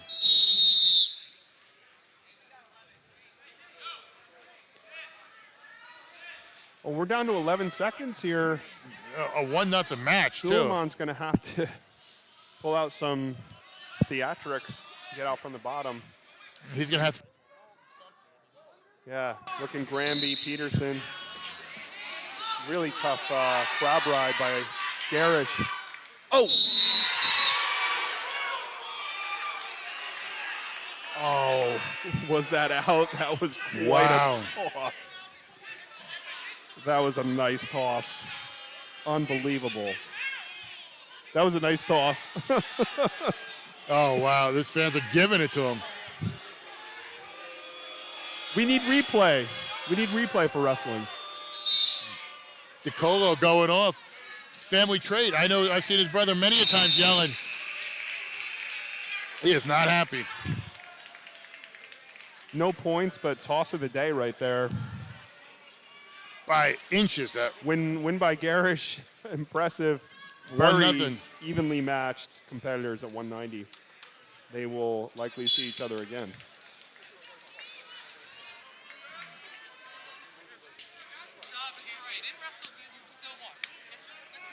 We're going to head to our 2:15 bout, the big boys.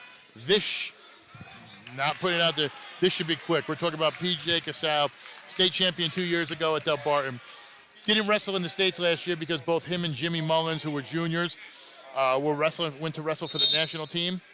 And he qualified, was down in Pan Am Games in Mexico. And You should see some high-level technique out of Casal. Casal's only wrestled his 5th match so far because he had to sit for moving. He spent a little less than a minute and a half in the previous 2 matches. Pin. So Yeah, I mean, we're talking national caliber, future D1 All-American here. So exactly. Tough to have as your opponent in the final, but A takedown by hopefully Casal. you see a slightly competitive match. The one I always found funny was when I was working for the Ledger, I had covered short conference, and we were down at States and such. And while I was down there, Jimmy Lawson from Manchester was down there. 3-time state champion. Cradle We got a already, cradle and here. This might be a bit of a quick match. Again, Casal, real deal, and shows it there. Spent about the same amount, 54 seconds on the mat like he did previously. Good run for Casal. I mean, if he's doing much conditioning, he doesn't have to, at least at this level. So, bouts have been quick. And the one thing with Casal I like too, he had his 5 matches. He came out. He basically is one of those kids. He's in dance. His sisters are dance. So if you look in the stands before a tournament, he's always getting his team loose. He's up in there dancing and everything. It's just funny. He's just a general type of a showman. So I'm happy for him and the family. Yeah, it's good stuff. Good kid, and yeah, it's good that he's at a public school.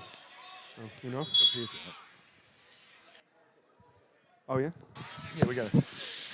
But now we're waiting. We're waiting for that 3rd place championship. We're waiting for the heavyweights, the big guys. We're going to do some sponsors. Champion athletes. Dan Wernickoff. I think you've heard me talk about him. I think you want to call him. If you're hungry for winning, if you're hungry to get better, hell, if you're just hungry, call Dan Wernickoff. PJ Casal has worked with him. He helps wrestlers, football players, basketball players, hockey players. I think he helps squash players. I think he might even help tennis players. He might help air frisbee players. I don't know. But if you don't even have to be an athlete. In-state, out-of-state, Dan Wernickoff, champion athletes, check him out. And UPWA Pro Wrestling, the fastest growing wrestling company in the East Coast. We have shows in New Jersey. If you were at Pompton Day, you saw us there. We have shows all up and down the East Coast. UPWA Wrestling, the place where the future meets the present. And we're going to head to our heavyweight match, the big boys. The top seed, Arthur Edmonds. From Eastside, the number 1 seed, a senior. His opponent, Joseph Abel from Clifton, a junior. This is the battle of the big men, the sumo.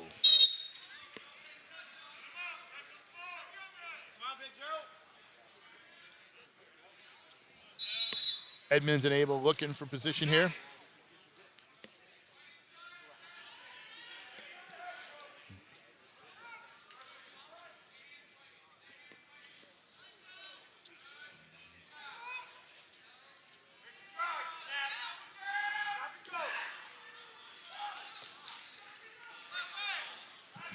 Both men looking for a good position. Don't want to make a mistake. A lot of these big guys don't have a ton of defense they could go to. Looks more like an offensive and defensive line matchup.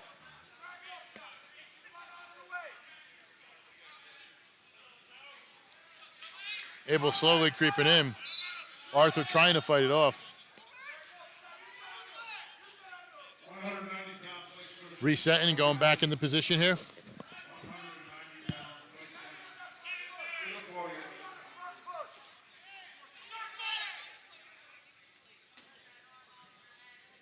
This might be an overtime matchup here. I might be calling it. Edmonds, Abel. Trying to go in. Shot there. Edmonds rolling back through. Nice little scramble there, getting back to their feet. Abel looked like he was in bad position. Edmonds looks going for the 2 and scrambled up to their feet.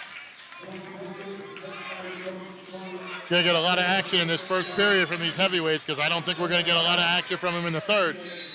Edmonds has really tough hips. I saw him have a nice fall in the semis. We might see a throw as we customarily do at the heavyweight level.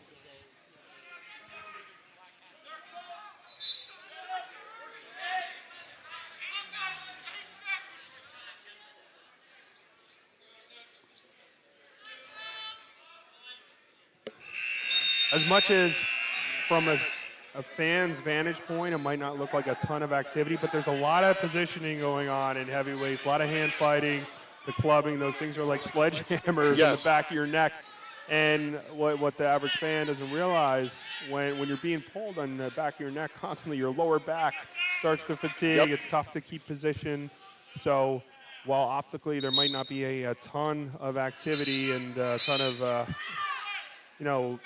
takedowns and shots, there's a lot of positioning and a lot of strategy going on from both wrestlers. And not only that, if you take defense, and obviously Abel's escapes, gets out, you don't want to be down there too much because you got a heavy guy on top of you. You're dragging both their weight. It's a lot. That's what I used to love to do, especially if my guy took defense in the second period. I'd be on my toes. I'd be working something, but I'd be laying all my weight on that back. Make him carry me around too. Oh yeah, make him earn that stand up, and by the time he gets there, it's like he did a max squat workout. And then it gives you the advantage going to the third. Lactic acid built up in the quads. Yeah, anything you can do to gain that advantage. Those are those little tricks I don't think people know. As I was saying, my nephew wrestled, and it was his first time, and he was a heavyweight. And I was showing him stuff, and he's like, "Oh," I was like, "Yeah, you this is the stuff you got to do. Like your coaches aren't teaching you this stuff." Like I was like, I do that firsthand. So it's always cool to pass the knowledge on and see the light bulb go off on a lot of these kids.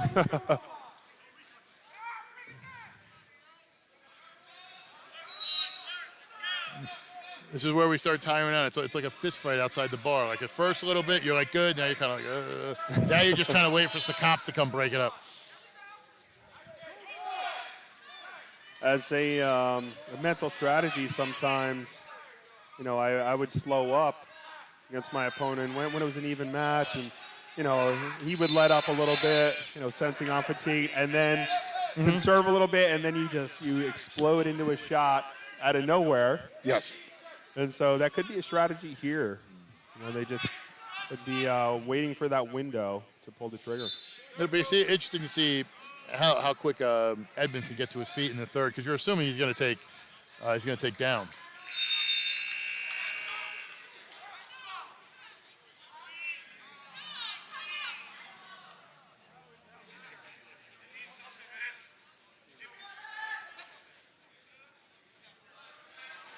Looks like an asthma break.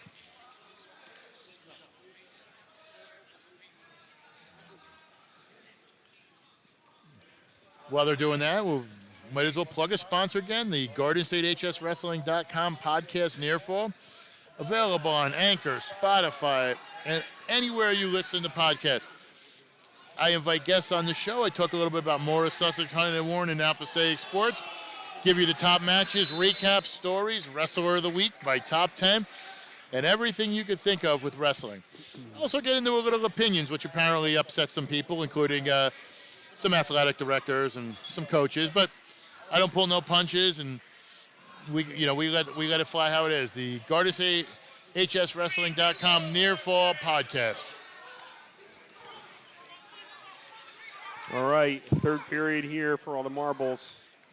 Edmonds taking neutral. And we maybe we'll see some action. Both wrestlers had a chance to catch their breath a little bit. So, yeah, it's maybe another timeout. Got a little blood time here, it looks like. I do think it's good, though. Heavyweight, yeah, both wrestlers standing up, getting a chance to catch their breath. And would like to see a little flurry here in the last 2 minutes of wrestling for the day. So it should be good. Looks like the blood time's over. All right. I'm a little, I don't want to say shocked with Edmonds, but I guess maybe he thought he could just he could bully his way to the pin. I'm surprised he didn't take defense to even this up. Guess he thought he couldn't get up. Yep. Oh. Oh, beautiful by Abel. Drop him down. Whoa, he's rolling. I think he might have him stuck. Gets the pin.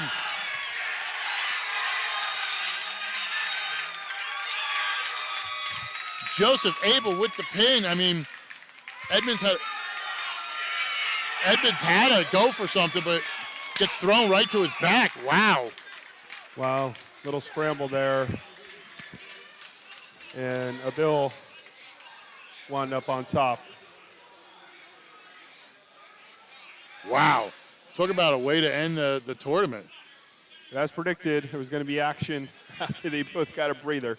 I thought we were going to be calling an ultimate tiebreaker match there. Yeah. But we're just waiting on the OW. Obviously, we're going to get the team scoring. Big showing, obviously by Passaic County Tech, showing up, showing out today. I mean, nothing more you could say. They dominated in the tournament. They wind up walking away with the team title, and we're just, like I said, we're just waiting on the OW. But how does it feel? How does it feel being from this aspect? Usually you were either on the mat, side of the mat. How are you feeling mat side? I like this. I told you I've been watching a lot of Big Ten Network on the weekends, and I've always wanted to commentate. It's a cool perspective, and I've had a lot of great technicians that I've trained under, and just to see and sort of analyze the technique that the wrestlers are using. PCT, excellent job by their coaching staff, and obviously the wrestlers going out and performing. I mean, they won and separated themselves from the pack. One of their big theme I saw is just a lot of young wrestlers from multiple teams, DePaul, PCT, etc. The future's really good. The future's good for Passaic County. We're going to see a lot of great action here over the years. I would love to come back and do this again. Had a great time. So we would love to definitely do some more of this. Yeah. I mean, hopefully this isn't a one-time thing. So we'll see who we're waiting on who the OW is. They're tallying it up now. Yeah. We have the final team scores while we wait.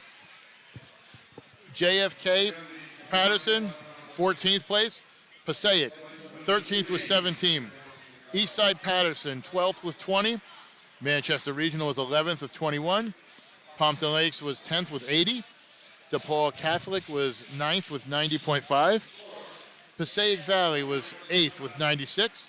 West Milford was 7th with 99. Number 6 was Wayne Valley with 104.5. Number 5 was their sister school, Wayne Hills, at 5th with 113. 114 for Hawthorne, who finished 4th. Number 3, Clifton, who finished with 126.5. Number 2, Lakeland, who finished 2nd with 145. And your winners of the 42nd Annual Passaic County Coaches Association Wrestling Tournament, Passaic County Tech with 187.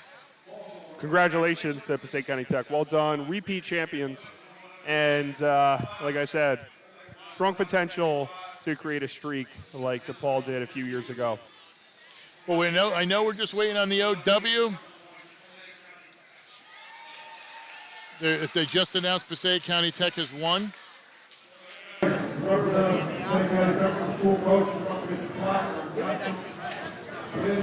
Before we get the OW, I want to thank Jared, our podcasting legend, who's the streamer host, who is the man who brought this to you. Jared, say hello. Wave. The man who brought you this action. Thanks, Jared. When they talk and they try to tell me all this stuff, it sounds like a parent from the Peanuts cartoons. I don't know any of this technical stuff. That's why I got Jared. He understands his HTML, sycamus, and whatever it's called. I don't know any of this stuff. He's the one that helps with the site, does the podcast. You know, I want to thank, like I said, the Coaches Association for bringing us in. It's our first year. I hope it's not our last. You know, they haven't sent security over to escort us out the door yet, so I'm assuming we did a good job. Not yet. So we're, not yet. I don't know if my car's been keyed or if the tires are flat, but I don't think so. But, to all the coaches, the wrestlers, we are expanding GardenStateHSWrestling.com into Passaic starting next year. That will be our goal. Each team will have a team page, just like you see the great coverage for Morris, Sussex, Hunterdon, and Warren. You're going to see the great coverage here for Passaic. Like I said, every team will have a history, team page, everything. And thank you, Brad, for coming out. I'm good. I'm really glad you could come join us for this event. I know it's great to have somebody coming in who's been in multifaceted with this tournament. For you able to come out and do it. Yeah, it's great to be here. A great day. Saw a lot of excellent matches in the semifinals, finals, and again, it evokes so many.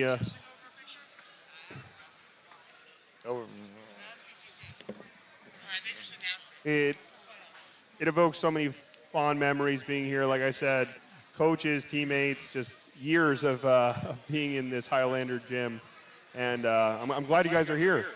Hopefully we can do it again. Hopefully for the future. I'd love to. I'd love to get it.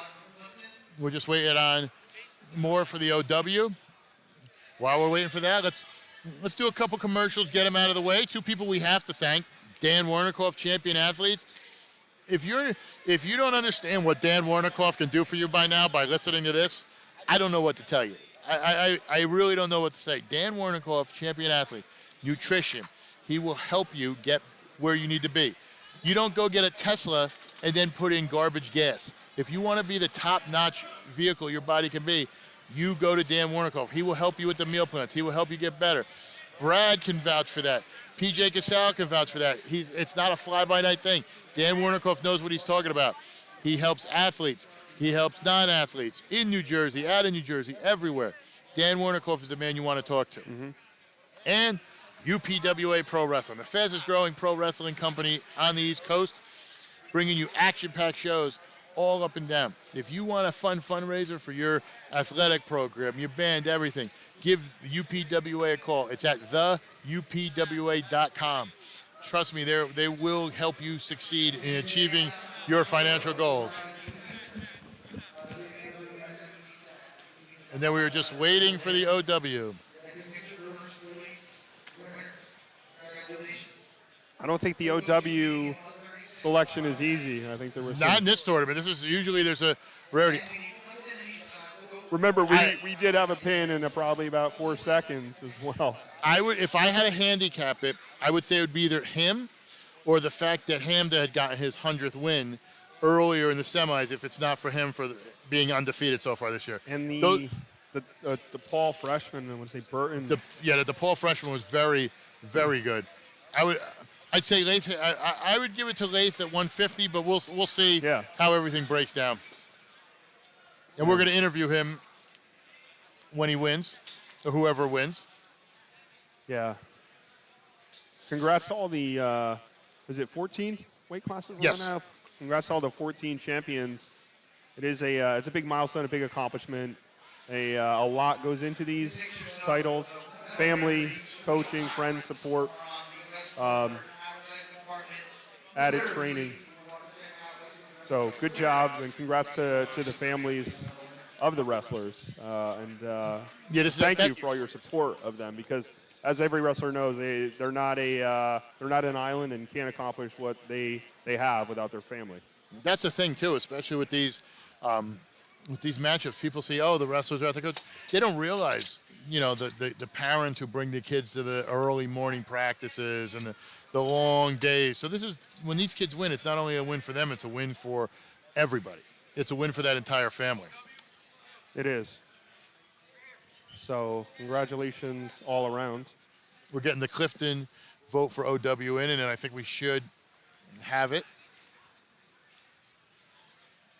Like I said, I'm gonna go with Hamdeh, or I'm gonna go. I think that's a good choice. Hamdeh, I would 100 like. wins today. I'm gonna go with Hamdeh, or maybe I'll go or Kerwin. He was the quick pin at 120. Lambda or Kerwin. Those are gonna be the ones I'm gonna pick for. I'm gonna see. That was impressive. I'm definitely gonna have to rewatch this stream to catch the movie. Don't blink. I don't know if it was a let drop or what. Don't blink.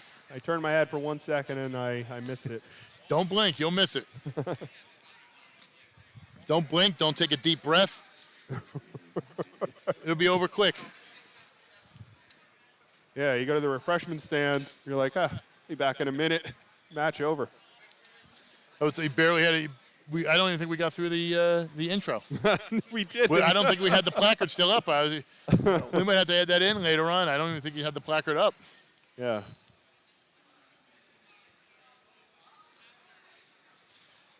I like these newer mats. These are really nice mats. Yeah. Let's get a shot of those mats, Jared. Show you people the new mats. They don't. A lot of people, when we had those big old mats, those big, bulky, heavy mats, these are so much nicer and easier to handle. Like you used to have the whole team. Remember, you used to have the whole team trying to roll it up. Oh yeah. Now it's just. And if easy. you had the mat off center and it wasn't tight, you'd have to start from scratch. Now it's just little packs. It's nice. Tiffin mats. It looks like. We had to roll out our mats every day for practice in high school.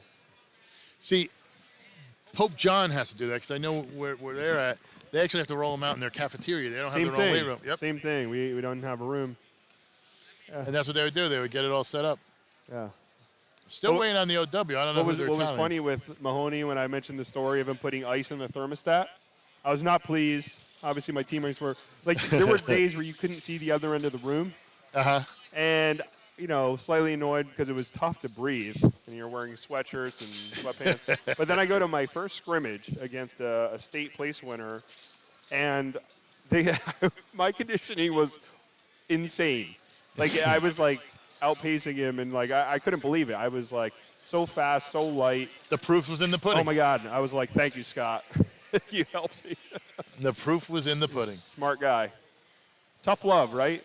Oh yeah, and that's that was different times too, because I try to explain to my nephews with football. Now he was in North Carolina, so it's a different rule. But I said there were days when, especially at Warren Hills, we used to do triple and quad sessions. I said you used to bring a lunch and a snack. I said I was leaving early in the morning. I was there. It was dark. I was coming home. It was dark. I said it was like 3 weeks of summer. I said you don't do that now. You're like there. You get 2-hour practice. All right, see you later. They're like no. Wow. Still waiting on the OW. I think they're tallying it up. Great job they're doing over there, tallying. They're getting everybody there. Like I said, I think my vote, it's Hamdeh or Kerwin. That's got to be. Yeah. I mean, there's also an outside shot at Casal. I mean, he did spend a limited amount of time on the map, but those would be my three if I had to make a choice. Do you know if Kerwin pinned his way? Kerwin, I think, did not. I think in his first round, or the quarterfinals, I think he wound up winning by decision. I might be wrong. I had the full filled out brackets. Yeah, because I think they look at the prior rounds as well. So it's like your body of work. We'll see. There's a main tally going on over here. We got some hanging chads over there. I think we are. I think they're trying to see. Plus, a lot of times I'm sure I'm the same way. I have horrible handwriting, so you're trying to figure out who voted for what. It's like, okay, Like I'm trying to read. Here we go. Laith Hamdeh of Passaic Right, County. I called it. I told you, great. Congratulations. There's Laith coming up to get the award. I'm going to sneak over and interview.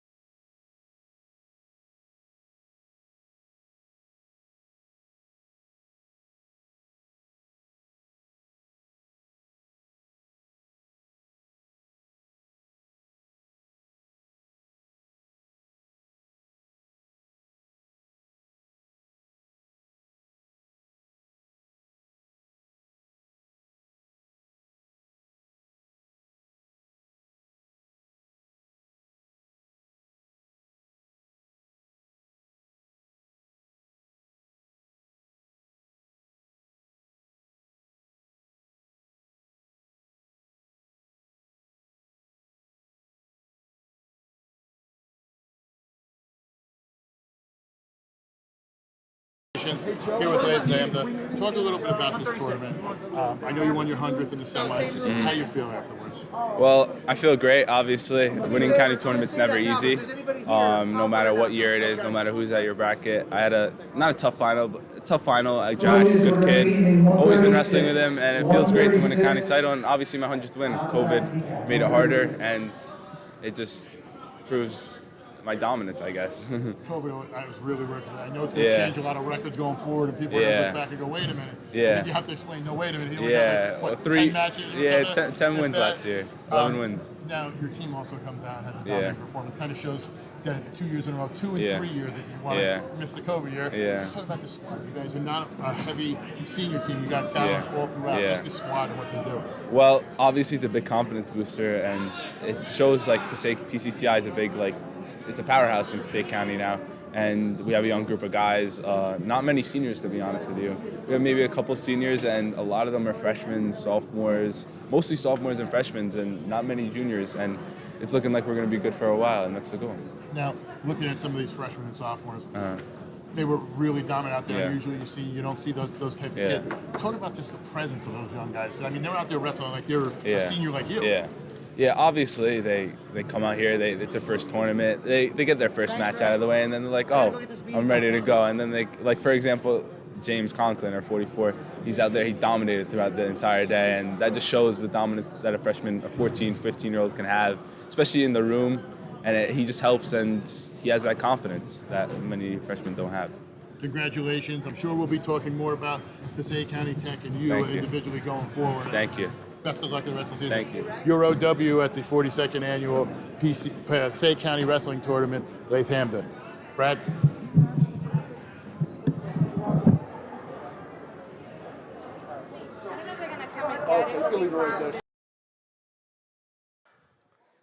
Yeah, well-deserved OW award for Hamdeh.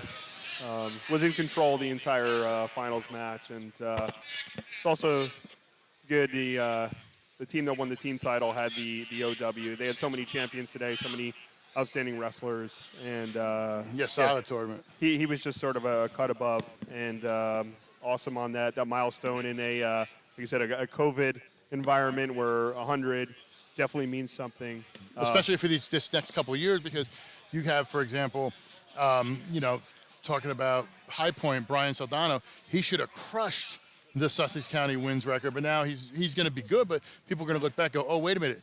And there's going to have to be some sort of like notation or asterisk because you only wound up having a few matches. And I think if I remember correctly, High Point only had 3 regular season matches last year.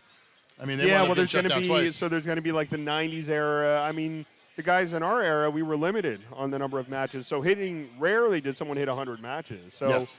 so you got to contextualize with the era that you're in. If you're in the 90s, you're in the 2000s where guys are getting 35 matches, 40 matches a year. It's a little different, and then we're going to have this COVID era. So I think people will see it through the lens. But Jersey has great wrestlers in many eras and decades, and today was another testament to that. And so great job by PCT and great job by Hamdeh on being the OW and 100-plus wins. That's awesome. And to get it here, front with your team and win, it was great. I just want to say too before we go that interviewer, his wife must be happy because he was a good-looking guy. I mean that's the type of guy. His wife must have picked a saint to deal with him. I think he's a great-looking guy. That's not debatable. I think she's also excited for a trip to AC to hit up the outlets. So. She might be excited for a trip to AC for the outlets, and if I call her quick enough, she might be excited for a trip to Jimmy G's for the switch hitter platter over there. Am I invited? You're more than With welcome to come Stevie? along. We'll bring everybody rolling. Yeah. But we want to thank, once again, the Passaic County Coaches Association, you for watching. And like I said, this is going to be something we want to do every year. We're expanding in the Passaic County with GardenStateHSWrestling.com. Look for new things on the site. We're going to be redesigning after the season. We're going to have some fun stuff we're going to be doing. We're going to be doing more live events. If you want us to cover one of your matches, hit up the email right there at the top, admin@GardenStateHSWrestling.com. We'll come out, we'll cover you, we'll bring you this type of coverage to all your home matches, make those rivalry matches seem like huge matches you want to see everywhere. Make them almost like Super Bowl matchups. But for Brad Soltis, for Jared, for everyone here at West Milford, I'm Donald J. Brower. Thank you so much for watching. We'll see you next year. Thanks, everyone.